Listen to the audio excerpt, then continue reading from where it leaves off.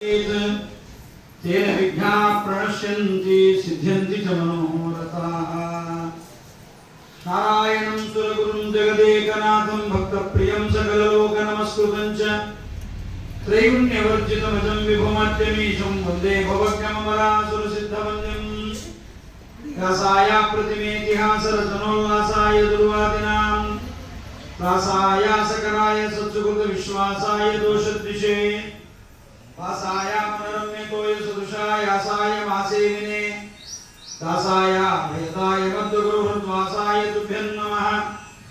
नारायणं नमस्कृत्य नरं चैव नरोत्तमं देवीं सरस्वतीं व्यासं ततो जयमुदीरये। श्रीमतो राघवेन्द्रस्य नमामि पदपङ्कजे कामिताशेषकल्याण कलनाकल्पपादपौ। श्रीगुरुभ्यो नमः।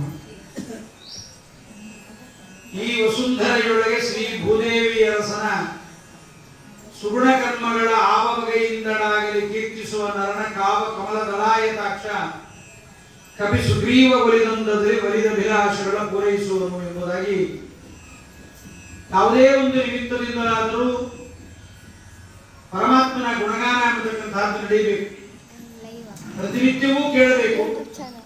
ಕೇಳಲಿಕ್ಕೆ ಆಗದೇ ಇದ್ದಾಗ ಏನಾದರೂ ಒಂದು ನೆಪವನ್ನು ಮಾಡಿಕೊಂಡು ಅಧಿಕ ಮಾಸ ಅಂತಲೋ ವೈಶಾಖ ಮಾಸ ಅಂತಲೋ ಮಾರ್ಗಶಿರ ಮಾಘ ಮಾಸ ಅಂತಲೋ ಇಲ್ಲ ಹುಟ್ಟಿದ ಹಬ್ಬ ವೆಡ್ಡಿಂಗ್ ಆನಿವರ್ಸರಿ ಮಗು ಹುಟ್ಟಿದ ವರ್ಷ ಏನಾದರೂ ಒಂದು ನೆಪ ಮಾಡಿಕೊಂಡು ಈ ವಸುಂಧರೆಯೊಳಗೆ ಶ್ರೀ ಭೂದೇವಿ ಅರಸನ ಸುಗುಣ ಕರ್ಮಗಳ ಆವ ಬಗೆಯಿಂದಲಾಗಲಿ ಯಾವುದೇ ಬಗೆಯಿಂದ ಕೂತ್ಕೊಳ್ಳಿಕ್ಕಾಗಲ್ಲ, ಚೇರ್ ಮೇಲೆ ಕೊಡ್ತೀನಿ, ಮಲ್ಕೊಂಡು ಕೇಳ್ತೀನಿ, ನಿಂತ್ಕೊಂಡು ಕೇಳ್ತೀನಿ, ಒಗ್ಗರಣೆ ಹಾಕ್ತಾ ಕೇಳ್ತೀನಿ, ಕಣ್ಣು ಆಡಿಸ್ತಾ ಕೇಳ್ತೀನಿ, ಒಟ್ಟಲ್ಲಿ ಕೇಳಿ. ಸುಗುಣ ಕರ್ಮಗಳ ಆವ ಬಗೆಯಿಂದಲಾಗಲಿ ಕೀರ್ತಿಸುವ ನರನ ಕಾವ ಕಮಲ ದಳಾಯತಾಕ್ಷ. ದೇವರ ಕಥೆ ಕೇಳ್ತಾ ಇದ್ರೆ ಜಗನ್ನಾಥದಾಸರು ಕಮಲ ದಳಾಯತಾಕ್ಷ ಅಂತ ದೇವರು ಹೆಸರಿಟ್ಟಿದ್ದಾರೆ. ಕಮಲದ ಹೂವಿನಂತೆ ಅಗಲವಾದ ಕಣ್ಣುಳ್ಳವರು ಅಂತ. ನಮ್ಮನ್ನು ಯಾರು ಹೊಗಳಿದ್ರು ನಮಗೆ ಕಣ್ಣು ಅರಳತ್ತೋ ಇಲ್ವೋ ಹಾಗೆ ಭಗವಂತನಿಗೆ ಅವನ ಗುಣಗಾನವನ್ನು ಮಾಡಿದರೆ ಕಮಲ ದಳಾಯತಾಕ್ಷ ಪರಮಾತ್ಮನ ಕಣ್ಣು ಅರಳತ್ತಂತೆ. ಅಲ್ಲಿ ನನ್ನನ್ನ ಗುಣಗಾನವನ್ನು ಮಾಡ್ತಾರಲ್ಲ ಅಂತ ಪರಮಾತ್ಮ ಅವನು ಕಣ್ಣಲ್ಲಿ ನೋಡಿಬಿಟ್ಟ ಅಂದ್ರೆ, ದೃಷ್ಟಿಯಿಂದಲೇ ಪರಮಾತ್ಮನನ್ನು ನೋಡಿಬಿಟ್ಟ ಅಂದ್ರೆ ನಮ್ಮ ಎಲ್ಲ ಯಾವ ವಿಧವಾದ ಬಡತನವನ್ನು ಮೀರದಂತೆ ಅನುಗ್ರಹವನ್ನು ಮಾಡಿಬಿಡ್ತಾನೆ ಪರಮಾತ್ಮ. ಅಂತ ಪರಮಾತ್ಮನ ಶ್ರೇಷ್ಠವಾದ ಹರಿವಂಶ ಕಥಾ ಮಹಾಭಾರತದ ಶ್ರೇಷ್ಠವಾದ ಕಿಲಭಾಗ. ಭಾರತಾನ್ನಾಧಿಕಂ ಕಿಂಚಿತ್ ಮಹಿಮಾ ವಾಚಕಂ. ಪರಮಾತ್ಮನ ಮಹಿಮೆಯನ್ನು ಕೇಳಬೇಕು ಅಂದ್ರೆ ಭಾರತಕ್ಕಿಂತ ಮಿಗಿಲಾದ ಗ್ರಂಥಗಳಿಲ್ಲ, ಅದಕ್ಕಿಂತ ಉತ್ತಮವಾದ ಗ್ರಂಥಗಳಿಲ್ಲ, ಸಮಾನವಾದದ್ದು ಇಲ್ಲ. ಭಾರತದಲ್ಲಿ ನಿರ್ಣಯ ಸರ್ವಶಾಸ್ತ್ರಾಣಾಂ ಸದೃಷ್ಟಾಂತೋ ಹಿ ಭಾರತೆ. ಪರಮಾತ್ಮನ ಸರ್ವೋತ್ತಮತ್ವದ ಬಗ್ಗೆ, ಜೀವರ ಪಂಚಭೇದ ತಾರತಮ್ಯದ ಬಗ್ಗೆ, ಜಗತ್ಸತ್ಯತ್ವದ ಬಗ್ಗೆ, ಹೀಗೆ ಅನೇಕ ಪ್ರಮೇಯಗಳನ್ನ ನಾವೇನು ವೇದಾಂತ ಪ್ರಕ್ರಿಯೆಗಳಲ್ಲಿ ಕೇಳ್ತೀವಿ ಅದೆಲ್ಲವನ್ನೂ ಭಗವಂತ ದೃಷ್ಟಾಂತ ಪೂರ್ವಕವಾಗಿ ತೋರಿಸಿದ್ದಾನೆ. ಕಥೆಗಳ ಮೂಲಕವಾಗಿ ಪರಮಾತ್ಮನೇ ಸರ್ವೋತ್ತಮ ಹೇಗೆ, ಬೇರೆಯವರೆಲ್ಲ ಹೇಗೆ ಅನ್ನೋದನ್ನೆಲ್ಲ ಪರಮಾತ್ಮ ನಿರ್ಣಯ ಸರ್ವಶಾಸ್ತ್ರಾಣ ಎಲ್ಲ ಶಾಸ್ತ್ರಗಳ ನಿರ್ಣಯವನ್ನ ದೃಷ್ಟಾಂತ ಪೂರ್ವಕವಾಗಿ ತೋರಿಸಿದ ಗ್ರಂಥ ಶ್ರೀಮನ್ ಮಹಾಭಾರತ. ಭಾತಿ ಸರ್ವೇಷು ವೇದೇಶು ಪ್ರತಿ ಸರ್ವೇಷು ಜಂತುಷು ತರಣಂ ಸರ್ವತೀರ್ಥಾನಾಂ ತೇನ ಭಾರತ ಮುಚ್ಯತೆ. ಭಾತಿ ಸರ್ವೇಷು ವೇದೇಶು, ಸಕಲ ವೇದಗಳ ಸಾರ ಇಲ್ಲಿ ಒಂದಾಗಿದೆ. ಯಾಕೆಂದ್ರೆ ವೇದಗಳಿಗಿಂತ ಉತ್ತಮವಾದ ಪಂಚಮ ವೇದ ಅಂತ ಇದಕ್ಕೆ ಭಾರತಕ್ಕೆ ಹೆಸರು. ಪಂಚಮ ವೇದ ಇದ.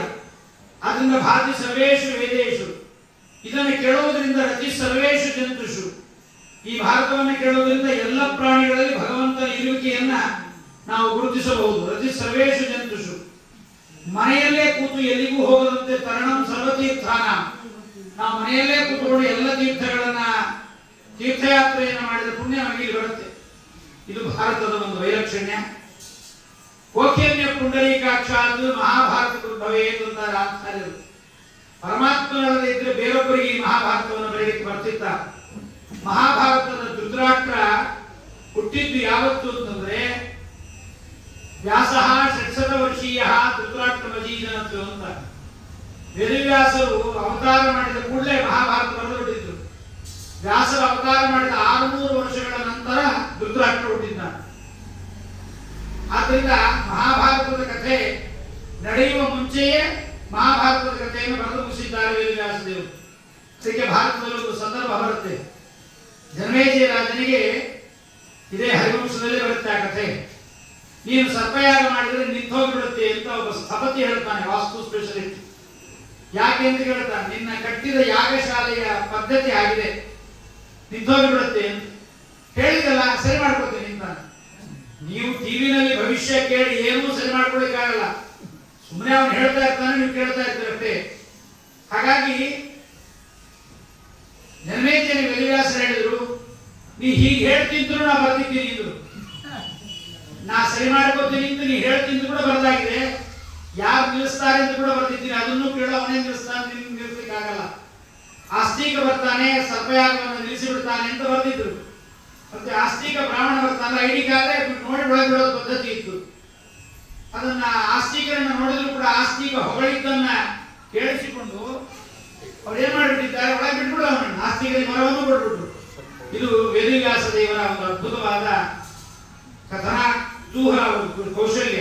ಅದಕ್ಕೆ ಕೋಕ್ಯನ್ಯ ಪುಂಡರೀಕಾಕ್ಷಾತ್ ಮಹಾಭಾರತ ಉದ್ಭವೇ ಅಂತಂದಿದ್ದಾರೆ. ಪರಮಾತ್ಮನಲ್ಲದೆ ಇನ್ನೊಂದು ವಿಶೇಷ ಮಹಾಭಾರತದಲ್ಲಿ ಎಂಥದ್ದು ಅಂತಂದ್ರೆ, ಯುದ್ಧ ಮಾಡುವಾಗ ಯಾರ್ಯಾರ ಮನಸ್ಸಲ್ಲಿ ಏನೇನು ವಿಚಾರಗಳು ನಡೀತಾ ಇತ್ತು ಅನ್ನೋದನ್ನು ವೇದವ್ಯಾಸ ಬರೀತಾರೆ. ಅಂತಹ ಮಹಾಭಾರತದ ಖಿಲಭಾಗವನ್ನು ವೈಶಂಪಾಯನದ ಮೂಲಕವಾಗಿ ಜನಮೇಜಯ ರಾಜ ತಾನು ಸರ್ಪಯಾಗದ ಸಮಯ ಏನು ಉಳಿದಿರುತ್ತೆ, ಯಾಗ ಉಳಿದಾಗ ಇದನ್ನು ಕೇಳಬೇಕು ಅಂತ ಅಪೇಕ್ಷೆ ಪಟ್ಟು ತಾನು ಸರ್ಪಯಾಗದ ಸಂದರ್ಭದಲ್ಲಿ ಇದನ್ನು ಕೇಳಿದ್ದಾನೆ.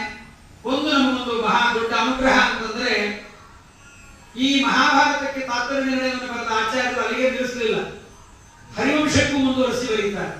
ಅದರಿಂದ ನಮ್ಗೆ ಏನಾಯ್ತು ಲಾಭ ಅಂತಂದ್ರೆ, ಹರಿವಂಶದಲ್ಲಿ ಕೆಲವೊಂದು ಪ್ರಸಂಗಗಳು ಮೋಹಕವಾಗಿ, ಕೆಲವೊಂದು ಕ್ವಚಿತ್ ಗ್ರಂಥಾತ್ ಪ್ರಕ್ಷಿಪಂತಿ ಕ್ವಚಿತ್ ಅಂತರಿತಾಂಚ ಕುರಿಯು ಕ್ವಚಿಚ್ಚ ವ್ಯತ್ಯಾಸಂ ಪ್ರಮಾದ ಕ್ವಚಿದನ್ಯತ.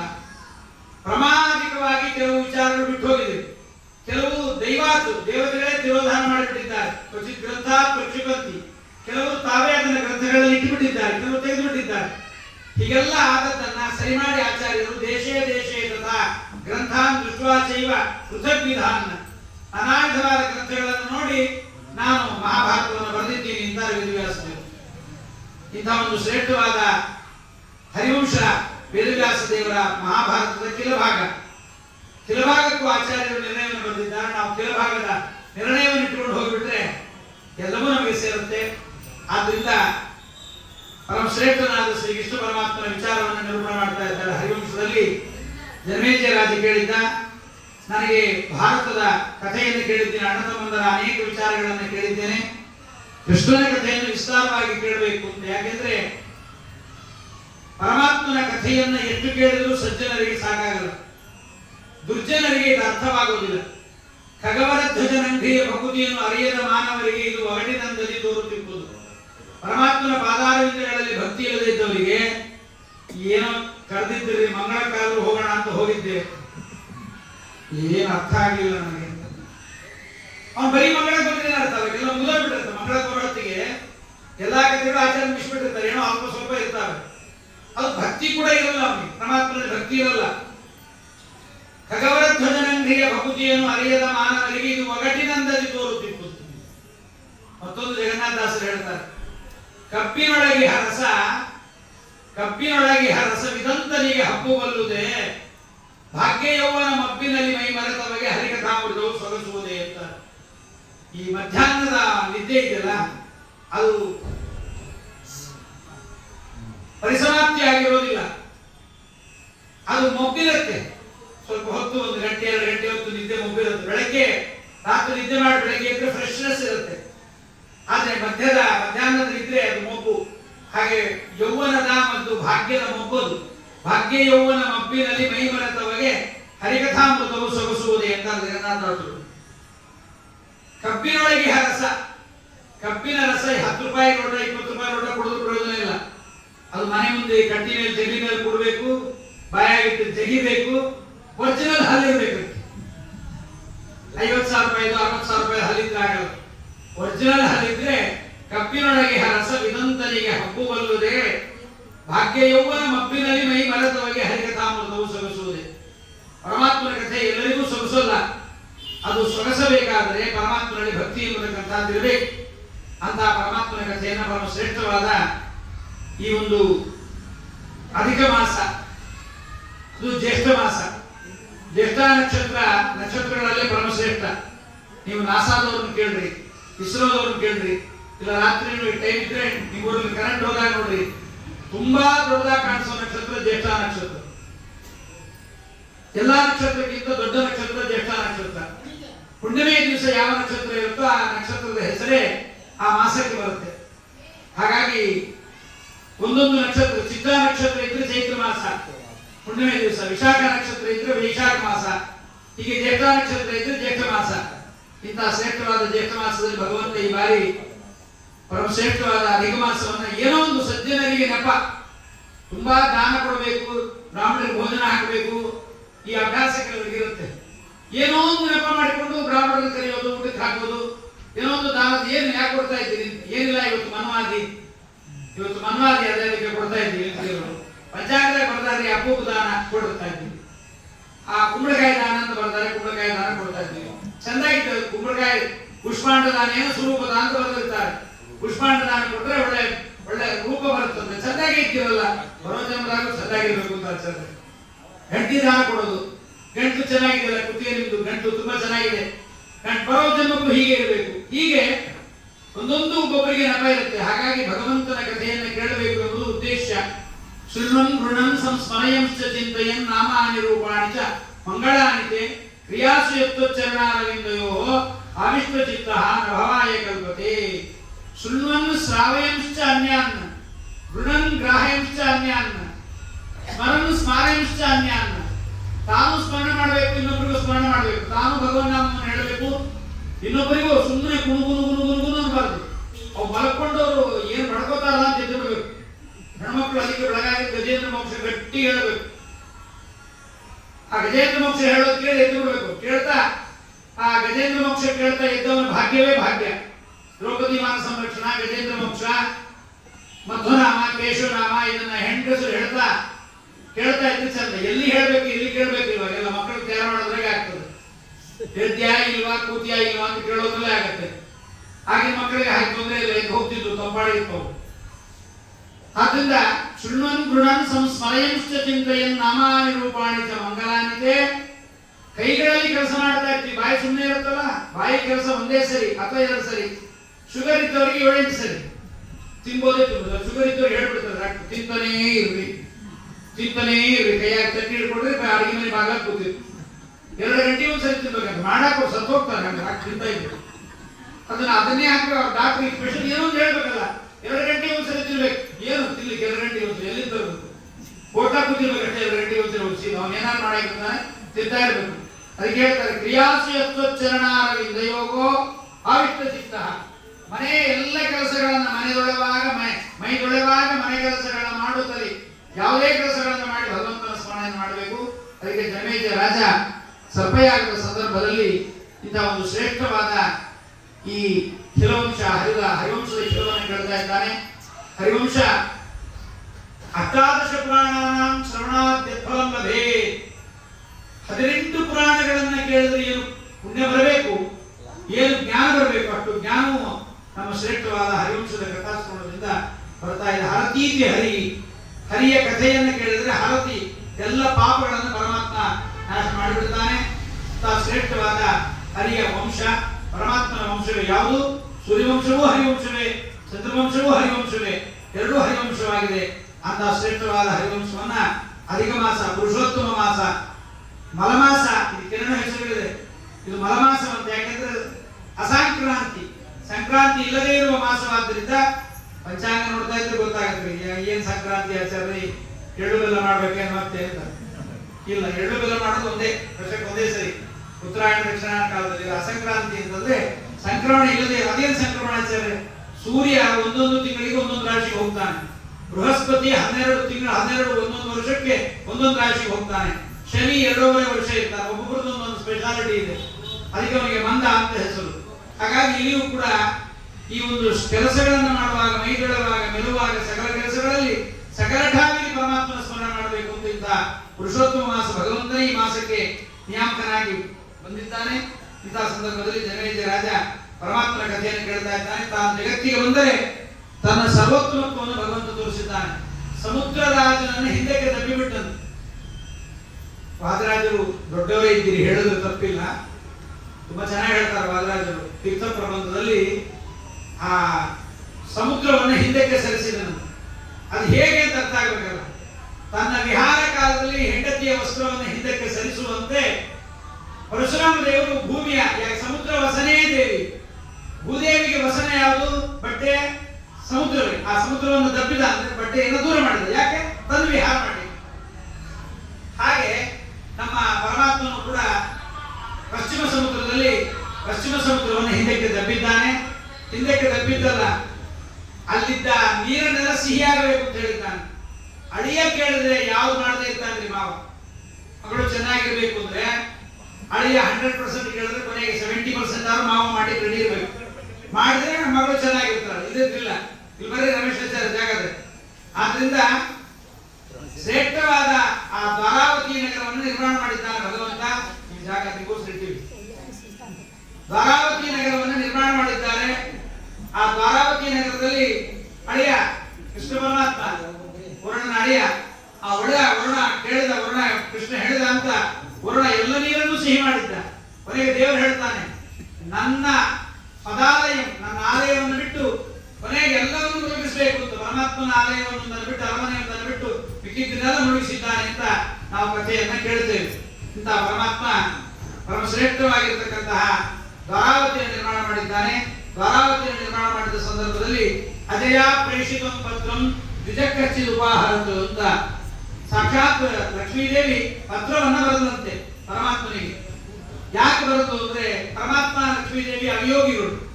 ಅಂದ್ರೆ ನಮ್ಮದೆಲ್ಲ ಸಂಸಾರ ಹೇಗಿರುತ್ತೆ ಅಂದ್ರೆ ಈ ಜನ್ಮದಲ್ಲಿ ಒಬ್ಬ ಹೆಂಡತಿ, ಬರೋ ಜನ್ಮದಲ್ಲಿ ಒಬ್ಬ ಗಂಡ, ಎಕ್ಸ್ಚೇಂಜ್ ಬರೀ ಒಬ್ಬರೇ ಇರ್ತಾರೆ ಅಂತಿಲ್ಲ. ಅದಕ್ಕೆ ಆದರ್ಶ ದಂಪತಿಗಳಲ್ಲಿ ಕೇಳಿದ್ರಂತೆ ಹೆಂಡತಿನ, ಬರೋ ಜನ್ಮಕ್ಕೂ ಇದೇ ಗಂಡ ಬೇಕಾ ಅಂತ. ದೇವರಾಣಿ ಬೇಡ ಅಂದದ್ದು.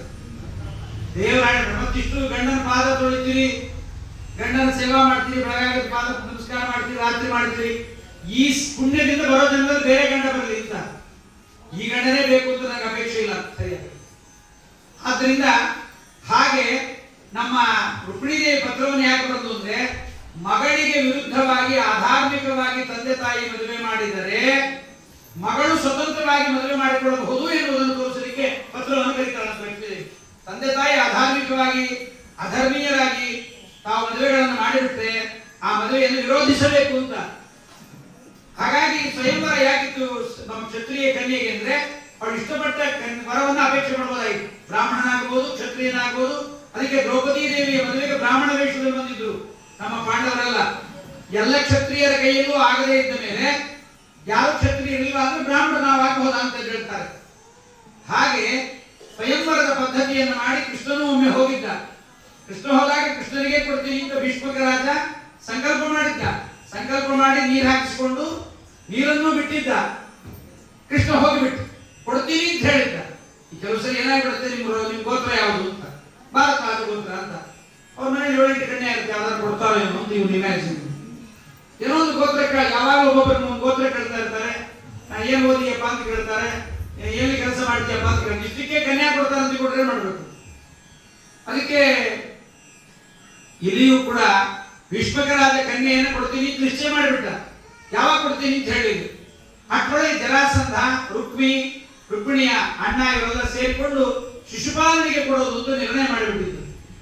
ಅದನ್ನು ನೋಡಿ ರುಕ್ಮಿಣಿ ಪತ್ರ ಬರೀತಾಳೆ. ತಾನು ತನಗೆ ಯೋಗ್ಯನಲ್ಲದೆ ಇದ್ದ, ತನ್ನ ಸಂಸಾರಕ್ಕೂ ಅನರ್ಹನಾದ, ಅಯೋಗ್ಯನಾಗಿರ್ತಕ್ಕಂತಹ ಶಿಶುಪಾಲನಿಗೆ ಕೊಟ್ಟು ಮದುವೆ ಮಾಡ್ತಾರೆ ಅಂತ ರುಕ್ಮಿಣಿ ಪತ್ರವನ್ನು ಬರೆದು ಅಂತ. ಬಟ್ ರುಕ್ಮಿಣಿ ಪತ್ರ ಬರೆದದ್ದು ಭಾಗವತದಲ್ಲಿ ಇಲ್ಲ, ಹರಿವಂಶದಲ್ಲೂ ಇಲ್ಲ, ಶ್ರೀಧರಿಯ ಪಾಠದಲ್ಲೂ ಇಲ್ಲ, ವಿಜಯಧ್ವಜ ಪಾಠದಲ್ಲಿದೆ. ನಮ್ಮ ವಾದರಾಜರು ಸ್ವೀಕಾರ ಮಾಡಿದ್ದಾರೆ. ಆದ್ರಿಂದ ರುಕ್ಮಿಣಿ ಪತ್ರ ಅಂತ ನಾವು ಸ್ವೀಕಾರ ಮಾಡಬೇಕು.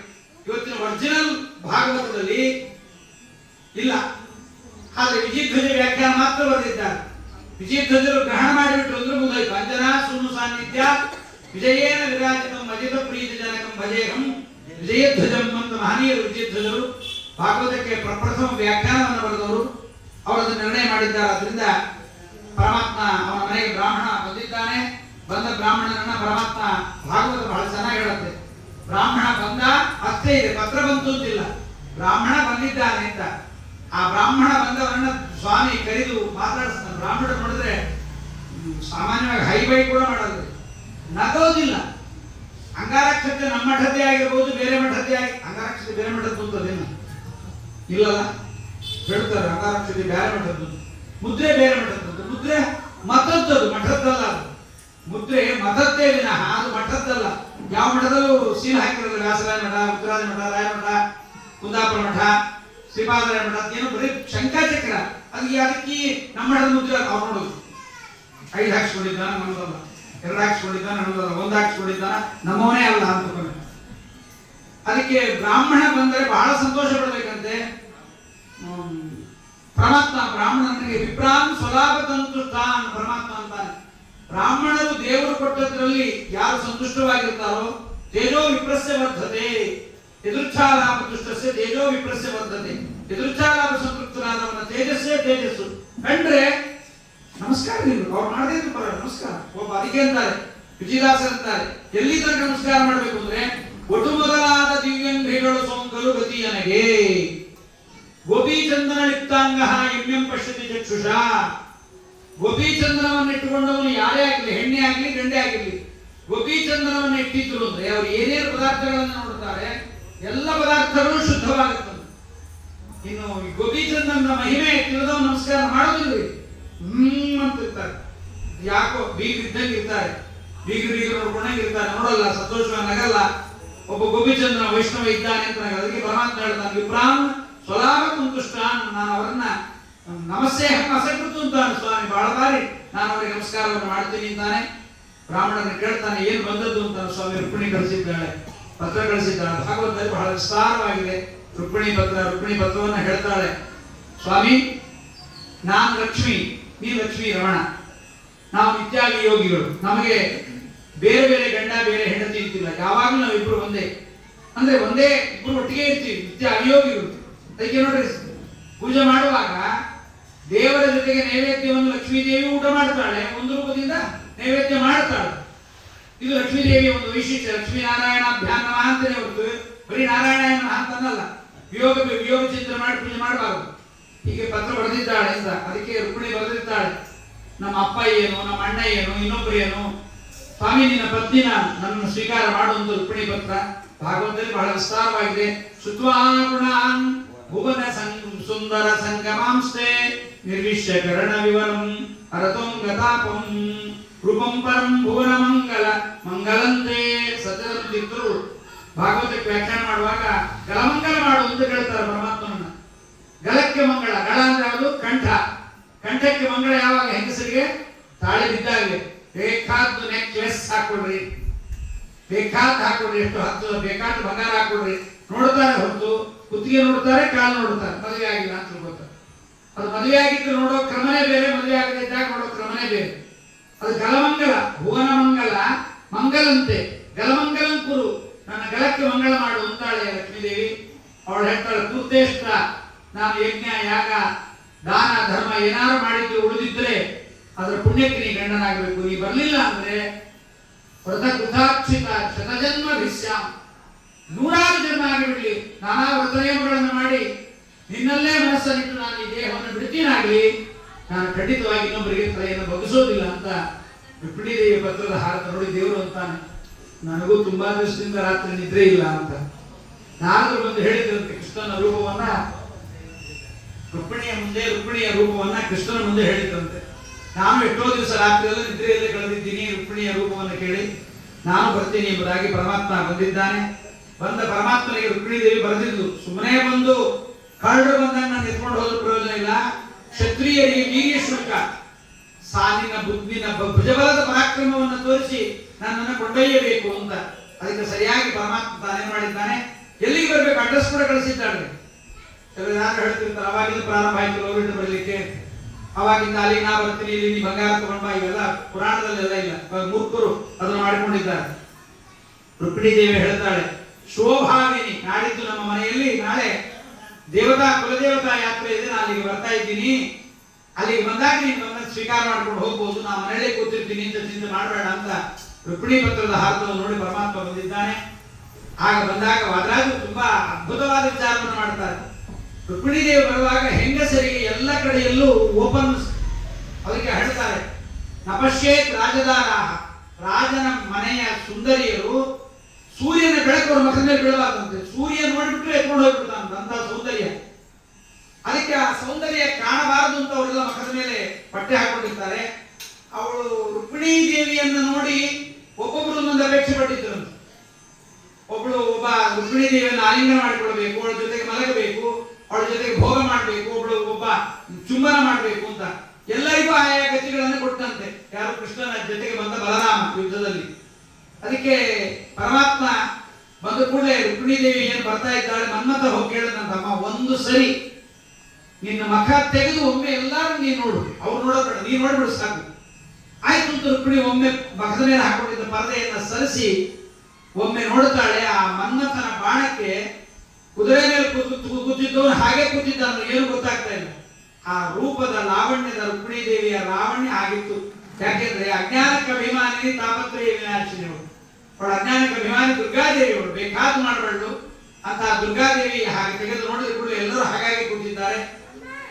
ಮುಂದೆ ಕೃಷ್ಣ ಬಂದು ರುಕ್ಮಿಣಿ ದೇವಿಯ ಕೈಯನ್ನು ಹಿಡಿದು ತನ್ನ ಕೈಗೆ ಕರ್ಕೊಂಡು ಹೋಗುವಾಗ ಅಲ್ಲಿ ವಾದರಾಜರು ಬಹಳ ಚೆನ್ನಾಗಿ ಹೇಳ್ತಾರೆ, ಹೌದು ಬೇಕಾದಷ್ಟು ಜನ ಗಂಡುಗಳಿರುವಾಗ ನನ್ನನ್ನೇ ಯಾಕೆ ಅಪೇಕ್ಷೆ ಮಾಡಿದಿ ನೀನು? ನನ್ನ ಅಪೇಕ್ಷೆಗೆ ಕಾರಣ ಏನು ಅಂತಂದ್ರೆ ರುಕ್ಮಿಣಿ ದೇವಿ ಬರೀತಾಳೆ ಬಹಳ ಚೆನ್ನಾಗಿ.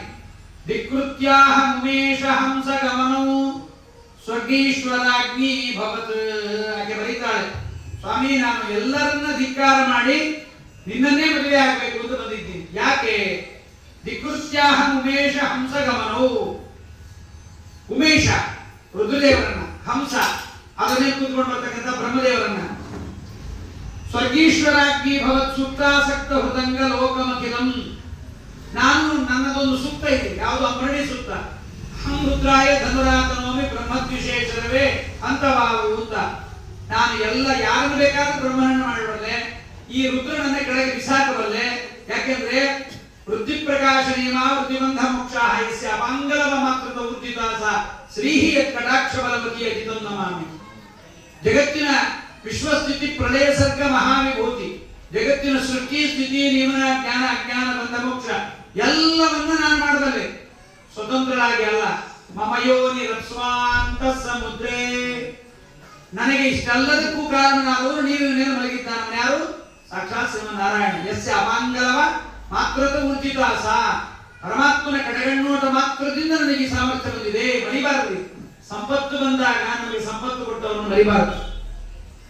ಅವ್ರು ಎಂಥವರೇ ಆಗಿಲ್ಲ, ಅವರನ್ನು ಮರಿಬಾರದು. ಹಾಗಾಗಿ ರುಕ್ಮಿಣಿ ದೇವಿ ಹೇಳ್ತಾಳೆ, ನಾನು ಇವರನ್ನೆಲ್ಲ ಬಿಟ್ಟಿದ್ದೀನಿ. ಅದರಿಂದ ಸುಕ್ತಾಸಕ್ತ ಹೃದಂಗ ಏನು ಅಮರಣಿ ಸುತ್ತ ಇದೆ ಅದರ ಮನಸ್ಸಲ್ಲಿ ಇಟ್ಟುಕೊಂಡು ನಾನು ಲೋಕಮಖಿಲಂ, ನಾನು ಎಲ್ಲರನ್ನು ಬಿಟ್ಟಿದ್ದೀನಿ, ಋಷಿಗಳನ್ನು ಬಿಟ್ಟಿದ್ದೀನಿ, ಎಲ್ಲರನ್ನು ಬಿಟ್ಟಿದ್ದೀನಿ.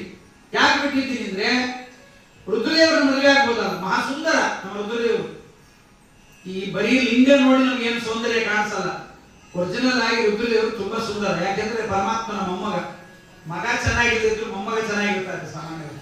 ಅದು ಜೀನ್ಸ್ ಅಟ್ಯಾಕ್ ಆಗೋದೇ ಮೊಮ್ಮಕ್ಕಳ ಮೇಲೆ. ಅದರಿಂದ ಬಹಳ ಬೇಗ ಅಟ್ಯಾಕ್ ಆಗುತ್ತೆ ಜೀನ್ಸ್.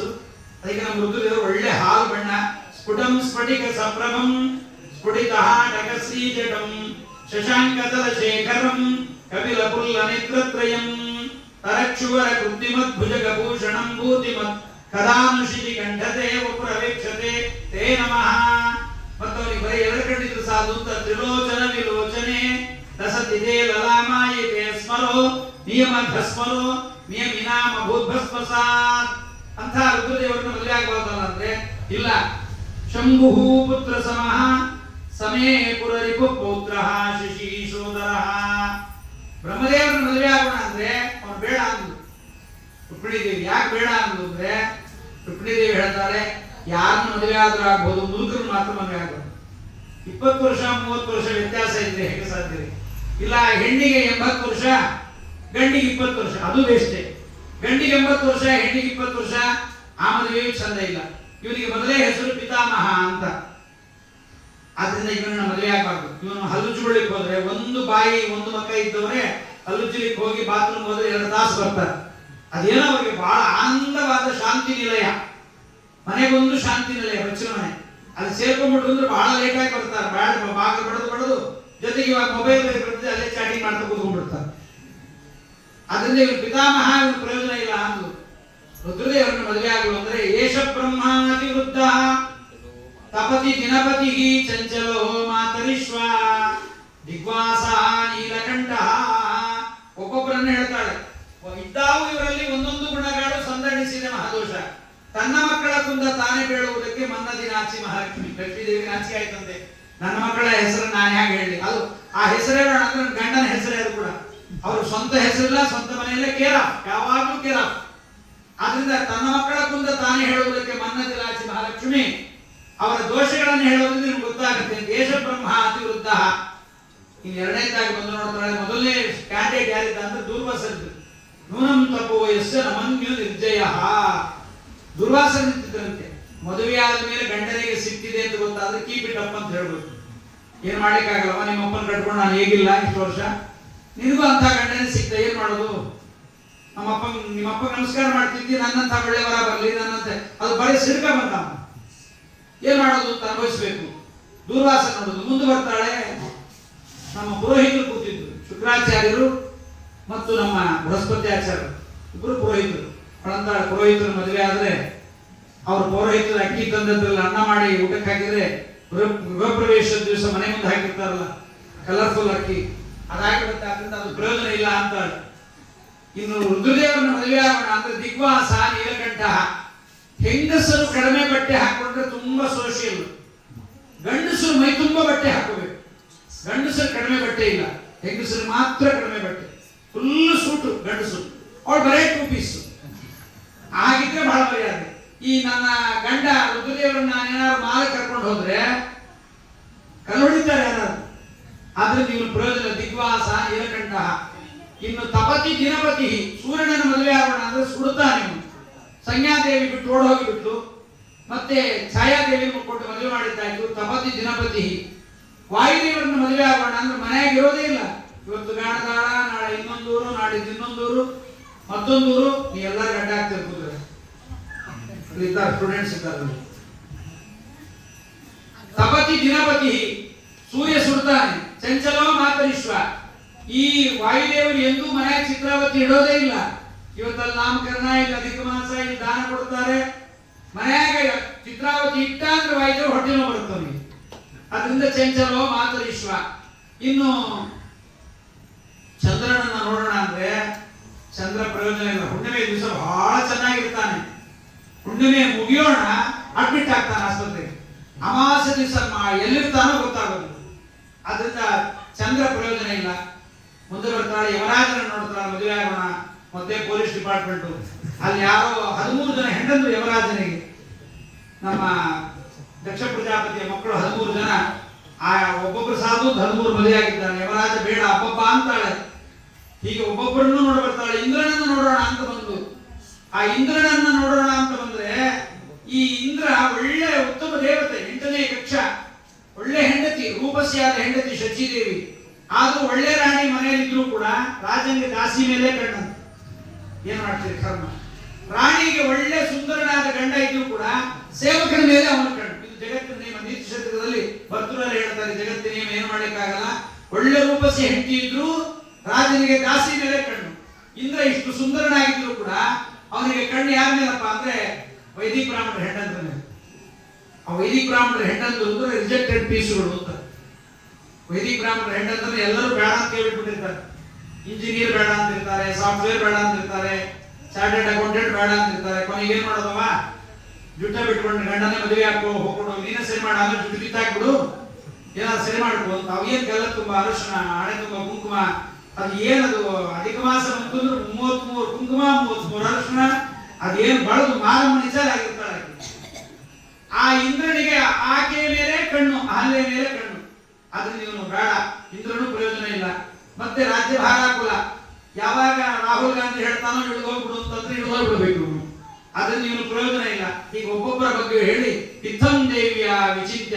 ಹೀಗೆ ರುಕ್ಮಿಣಿ ದೇವಿ ತಾನೆಲ್ಲರ ಬಗ್ಗೆ ಹೇಳಿ, ಇವರು ಯಾರು ನನಗೆ ಸರಿಯಲ್ಲ. ಹೇಗೆ ನಮ್ಮ ರುಕ್ಮಿಣಿ ದೇವಿ ಕೇಳಿದಂತೆ, ನನಗೆ ಶ್ರೇಷ್ಠವಾದ ಗಂಡನಾಗಬೇಕು ಅಂತಿದ್ದರೆ ಆ ಗಂಡನಿಗೆ 3 ಗುಣ ಇರಬೇಕು. ಅದೇನಿರಬೇಕು? ಅವನು ಮೋಕ್ಷಪ್ರದಾತೃವಾಗಿರಬೇಕು, ಸಕಲ ದೋಷ ದೂರನಾಗಿರಬೇಕು, ಭಕ್ತವತ್ಸರನಾಗಿರ್ಬೇಕು. ಅಂಥವನಾದ್ರೆ ನನ್ನ ಗಂಡನಾಗಬೇಕು.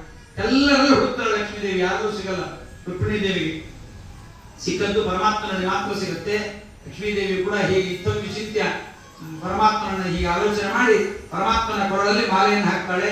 ಏವಂ ವಿಮುಷ್ಯಾಮ್ಯ ವಿಚಾರಿ ಸದ್ಗುಣಂ ಪದಂ ನಿಜೈಕಾಶ್ರೈ ಸದ್ಗುಣಾರ್ಣವಂ ಭವರೇ ಪರಂ ಸರ್ವಗುಣೈರಪೇಕ್ಷಿತಂ ರಮಾ ಮುಕುಂದಂ ನಿರಪೇಕ್ಷಮೀಪ್ಸಿತಂ. ನಿರಪೇಕ್ಷ, ಯಾರಿಂದಲೂ ಏನು ಅಪೇಕ್ಷೆ ಪಡಬಾರದು. ಈಪ್ಸಿತಂ, ಬೇಡಿದವರಿಗೆ ಬೇಡಿದ್ದೆಲ್ಲವನ್ನು ಕೊಡಬೇಕು. ತಾನು ಪರಮಶ್ರೇಷ್ಠನಾಗಿ ಅನುಗ್ರಹವನ್ನು ಮಾಡತಕ್ಕಂಥವನಾಗಬೇಕು. ಅಂತಹ ಗಂಡ ಬೇಕು ಅಂತ ಪರಮಾತ್ಮನನ್ನು ರುಕ್ಮಿಣಿ ದೇವಿ ಪತ್ರ ಬರೆದು ಕರೆಸಿಕೊಂಡಿದ್ದಾಳೆ. ಪರಮಾತ್ಮ ಬಂದಿದ್ದಾನೆ. ರುಕ್ಮಿಣಿ ದೇವಿಯ ಕೈಯನ್ನು ಹಿಡಿದು ಮನೆ ಕರ್ಕೊಂಡು ಬಂದಿದ್ದಾರೆ. ವಾದರಾಜರು ಸ್ವಾಮಿಗಳು ಮದುವೆ ಮಾಡಿ ನಿಲ್ತಾರೆ, ಗತಿಯನ್ನಾಗಬೇಡ್ರಿ. ನಮ್ಮ ವಾದರಾಜರು ಮದುವೆ ಮಾಡ್ತಾರೆ, ಚೆನ್ನಾಗಿ ಮಾಡ್ತಾರೆ. ರುಕ್ಮಿಣಿ ದೇವಿಯಲ್ಲಿ ಗಂಡಿನ ಕಡೆಯವರು ಯಾರೂ ಇಲ್ಲವಂತೆ, ಹೆಣ್ಣಿನ ಕಡೆಯವರು ಯಾರೂ ಇಲ್ಲ. ಹೆಣ್ಣಿನ ಕಡೆಯವರು ಇದ್ದಾರೆ ಯಾರು, ಮತ್ತೆ ಹೆಣ್ಣಿನ ಕಡೆಯವರು ಯಾರ್ಯಾರು ಬೇಕಾದ್ರೆ ಅವಳಿಗೆ ಬೇಜಾರಾಗಬಾರದು. ಒಂದು ರುಕ್ಮಿಣಿ ದೇವಿ ಒಬ್ಬಳೇ ಬಂದಿದ್ಲು. ಅದಕ್ಕೆ ರುಕ್ಮಿಣಿ ದೇವಿಯ ಕಡೆಗೆ ಎಲ್ಲ ಯಾದವರು ಕೆಲವರು ಸೇರಿಬಿಟ್ಟಿದ್ದಾರೆ. ಎಲ್ಲ ಯಾದವರು ಸೇರಿ ಒಂದು ಚೀಟಿ ಬರೆಯುವುದು ಸಂಪ್ರದಾಯ ಇವೆಲ್ಲ ಕಡಿಮೆ ಆಗಿದೆ. ಹಿಂದಿಗೆಲ್ಲ ಇರ್ತಿತ್ತು, ಹೆಣ್ಣು ಸಿಕ್ಕರೆ ಸಾಕಾಗಿದೆ. ಇವಾಗ ಸುಮ್ಮನೆ ಮರ್ಯಾದೆಗೆ ಎದುರು ದಕ್ಷಿಣೆ, ವಧು ದಕ್ಷಿಣೆ ಕೊಟ್ಟು ಮದುವೆ ಮಾಡ್ಕೊತಾರೆ. ಆಮೇಲೆ ಅಂತ ನಾವೇ ಕೊಟ್ಟು ಮದುವೆ ಮಾಡ್ಕೊಂಡೀವಿ ಅಂತ. ಅದು ಮೊದಲು ಕೊಡ್ಬೇಕಾ ನಾವೇ ಕೊಡ್ತೀವಿ, ಎರಡು ಖರ್ಚು ನಾವೇ ಹಾಕೋತೀವಿ, ಎದುರು ಖರ್ಚು ನಮ್ದೇ ಅಂತ. ಆಗ ಆ ಮದುವೆಗೆ ಹುಡುಗಿಯನ್ನ ಕೂಡಿಸಿ ಗಂಡಿನ ಕಡೆಯವರಿಗೆ ಹೆಣ್ಣಿನ ಕಡೆಯವರು ಹೇಳ್ತಾ ಇದ್ದಾರೆ, ನಮ್ದೆಲ್ಲ ಕೆಲವು ರೂಲ್ಸ್ ಇದೆ, ನಮ್ದಿದೆ, ಅದನ್ನ ಮಾಡಿದ್ರೆ ಕೊಡ್ತೀವಿ. ಏನು? ಆರ್ಯಸ್ವಭಾರ್ಯಾಂ ಯದಿ ಭಾರ ಕಾರ್ಯೇ ನೈವೋಪದಿಶ್ಯಾತ್ ನ ಪುನಃ ಕದಾಪಿ. ಬಹಳ ಚೆನ್ನಾಗಿ ಹೇಳ್ತಾರೆ. ಕೃಷ್ಣ, ನಿನ್ನ ಹೆಂಡತಿಯ ಕೈಯಲ್ಲಿ ಭಾರದ ಕೆಲಸ ಮಾಡಿಸಬಾರದು. ಕೃಷ್ಣ ಅಂತ ನಂಗೆ ಗೊತ್ತಾಗ್ತಾ ಇಲ್ಲ, ಪ್ಲೀಸ್ ಎಕ್ಸ್ಪ್ಲೈನ್ ಅಂತ. ಫುಲ್ಲಿ ಆಟೋಮೆಟಿಕ್ ವಾಷಿಂಗ್ ಮಿಷನ್ ಇರಬೇಕು, ಟಾಪ್ ಲೋಡಿಂಗ್ ಆಗಬಾರ್ದು, ಸೆಮಿ ಆಟೋಮೆಟಿಕ್ ಆಗಬಾರ್ದು, ಫುಲ್ಲಿ ಆಟೋಮೆಟಿಕ್. ಫ್ರಂಟ್ ಲೋಡಿಂಗ್ ಇರಬೇಕು, ಫುಲ್ಲಿ ಆಟೋಮೆಟಿಕ್ ಇರಬೇಕು. ಉಪಯೋಗ ಖಂಡಿತ. ಮತ್ತೆ ವೆಟ್ ಗ್ರೈಂಡರು, ಡ್ರೈ ಗ್ರೈಂಡರ್ ಅಂತ ಬೇರೆ ಬೇರೆ ಇರಬಾರ್ದು, ಎರಡು ಒಂದೇ ಇರಬೇಕು. ಅದು ಪುಳು ಅದೇ ವಾಂತಿ ಮಾಡ್ಕೋಬೇಕು. ನಾವು ಎತ್ತು ಗಿತ್ತಿ ಮಾಡ್ಲಿಕ್ಕೆ ಆಗಲ್ಲ. ಅಂತ ಗ್ರೈಂಡರ್ ಇದೆ ನಿಮ್ಮಲ್ಲಿ? ಖಂಡಿತ ಇದೆ. ನೈವೋಪದಿಶ್ಯಾನ್ ಪುನಃ ಕದಾಪಿ. ನಮ್ಮ ಹುಡುಗಿಯಲ್ಲದೆ ಬೇರೊಬ್ಬರು ನಿಮ್ಮ ಹುಡುಗನ ಜೊತೆಗೆ ಬರಬಾರದು. ಕೃಷ್ಣ ಅಂದ್ರೆ ಇದೊಂದು ಆಗಲ್ಲ ಅಂತ. ಯಾಕೆಂದ್ರೆ ಇನ್ನು ಎರಡನೇ ಮದುವೆ ಇದು, ಹಾಗೆ ಎರಡನೇದಂತೆ ಕೃಷ್ಣನಿಗೆ ಮದುವೆ.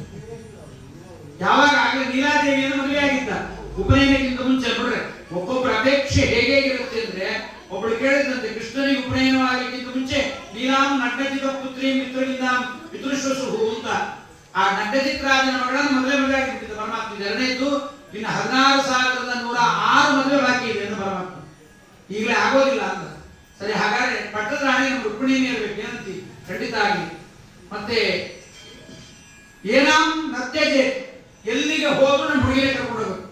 ನೀ ಏನು ನೋಡಿದ್ರು ನಮ್ಮ ಹುಡುಗಿನೇ ನೋಡ್ಬೇಕು. ಕೃಷ್ಣ ಅಂತ ಏರೋಪ್ಲೇನ್ ಹೋಗ್ತಿರ್ತೀವಿ, ಅವಳು ಏನು ಅಷ್ಟು ವರ್ಷ ಬರ್ತಾಳೆ, ನೋಡ್ಬೇಕಾ ಬೇಡ?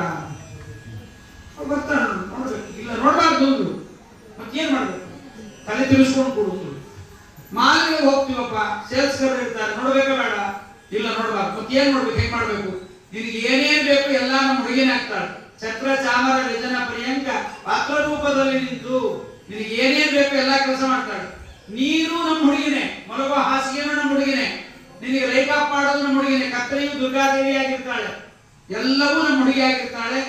ಮತ್ತೆ ಮನೆ ಕೆಲಸದವರು ಕೋಟಿ ಕೋಟಿ ವೃತ್ತಿಯಲ್ಲಿರಲು ಹಾಟಕಾಂಬರನ್ನ ಸೇವೆ ಸಾಟಿ ಇಲ್ಲದೆ ಪೂರ್ಣ ನೋಟದಿಂದ ಮಾಡಿ ಸುನಿಶ್ಚಿತಳು ಲಕ್ಷ್ಮೀದೇವಿ. ಆಯ್ತು, ಸಂತೋಷ ಅಂತ. ಇನ್ನೊಂದು ಬಂಧು ಸ್ಮರಿಷ್ಯಸಿ ಮಾತಾಡ. ನಾವು ಬೀಗರು ಮೊದಲನೇ ಸರಿ ಬಂದಾಗ ಬಹಳ ಗೌರವ ಕೊಡ್ತೀವಿ, ಎರಡನೇ ಸರಿ ಬಂದಾಗ ಕೂಡ್ರಿ ಇಂತಷ್ಟೇ. ಅದು ಅಂದರಂತೀವಿ, ಬಿಟ್ಟು ಬಿಡ್ತೀವಿ, ಇದ್ದಿರಲಿಲ್ಲ.